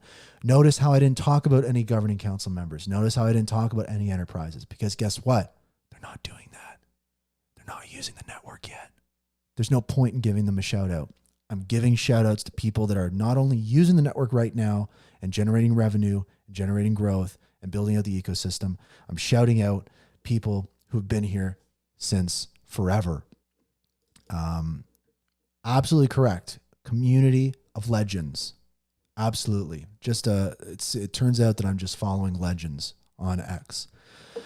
So I really, really appreciate everybody tuning in this week. I know this was a long episode. There was a lot to talk about, and a lot to unpack. And I think right now, just at the end, I just want to speak directly to folks at the HBAR Foundation. I think that I would definitely take the advice from the community and provide an update on how more transparency, more accountability, more competency, and more and more trust is going to be brought to the organization going forward. What the plan is for that, I think that a response is needed. But I also want to say that this show and what I'm speaking about right now, it's not coming from a place of wanting to see you fail. It's coming from a place of understanding that we're just not on a healthy path right now. And there's no way of getting around that. There's no way to explain it away. I think that it's very clear that big change needs to be made in whatever form. And I think that that's what I'd like to say to the foundation is, it's time to make some change. And throughout this episode and the the comments shared on this episode of the show, are in no way to imply that, your failure would be a benefit to the ecosystem. It's to imply that change is needed and together we can make it happen. And we have to have more transparency. So that is what I'll say on that. And just in general, let's continue on. And I'd very much encourage people to check out HBAR Bull's show on Friday. I don't know what it's going to be about. I don't know what the angle is going to be. But what I will say is I know that in the past, the HBAR Bull has been tasked with taking a lot of heat that the foundation gets. And I think, the HBAR Bull is taken a lot of heat in just general regards. He's out there, he's dedicated, everything like that. Let's just keep that in mind. I know that he contracts for the HBAR Foundation, but let's just keep that in mind. I think that that's something in general to keep in mind. My last point for the day is let's not focus on picking each other apart, right? Let's focus on the big picture. The big picture is we need transparency in this ecosystem. We need more transparency in this ecosystem, right? Right now, we're not concerned about the thing that this person could fix or the thing that this person's doing wrong or whatever. There's bigger fish to fry right now. And I appreciate everybody that took the deep dive and put this information out there and made it available. And just a disclaimer that, we don't like some of this stuff isn't confirmed. There isn't an entirely clear picture yet. We're still waiting on it. This episode was really just about highlighting the community sentiment, talking through some of this stuff and changing the discussion to looking up to the little guy. That's what this is about. So I appreciate everybody tuning in. This was definitely a more difficult episode to do. And yeah, I think Grelf puts it pretty well. We love Hedera, but we need more love from Hedera. And I think that's the best way to put it. And, I didn't even mean to wear the shirt, but like, I wear Hedera stuff out. I'm super, super bullish on HBAR. And I think that if we pull out even further, I think in general, for everything considered, things are going great. I think that, there's a lot of great stuff happening. I think that this network is definitely going to be successful and I'm super excited for this year. I just think that there's definitely some alarm bells. There's some red flags. And there's some real conversations that have to be had about transparency, competency, accountability, all these things. And that is what it's about for me. So appreciate everybody. If you're watching the recording or if you're watching live, go check out past episodes. It's on YouTube. It's on X. You can also subscribe to the podcast on Spotify, Apple Podcasts, all that kind of stuff. Support this show, check it out. And yeah, just really appreciate you guys. This was episode 128. I can't believe it's been this many episodes and I can't believe that it's video now and like all this kind of stuff. It's crazy, but, yeah, big week. That's for sure. And a lot of good news too. I mean, I didn't even touch some of the headlines out there. There's other good news out there. Go check it out. But this week wasn't so much about the news, to be honest. I'm tired of headlines. And yeah, I think, Tom, thanks for tuning in. Back to building. Right on. Appreciate everybody. So let's get back to it. Everybody get back to work. We can do this. Hello, future. Goodbye, past. Thanks for listening to the Hashgraph Enthusiast Show, hosted by Brandon Davenport. Listen to past episodes and support the show at itsbrandond.com/hbar.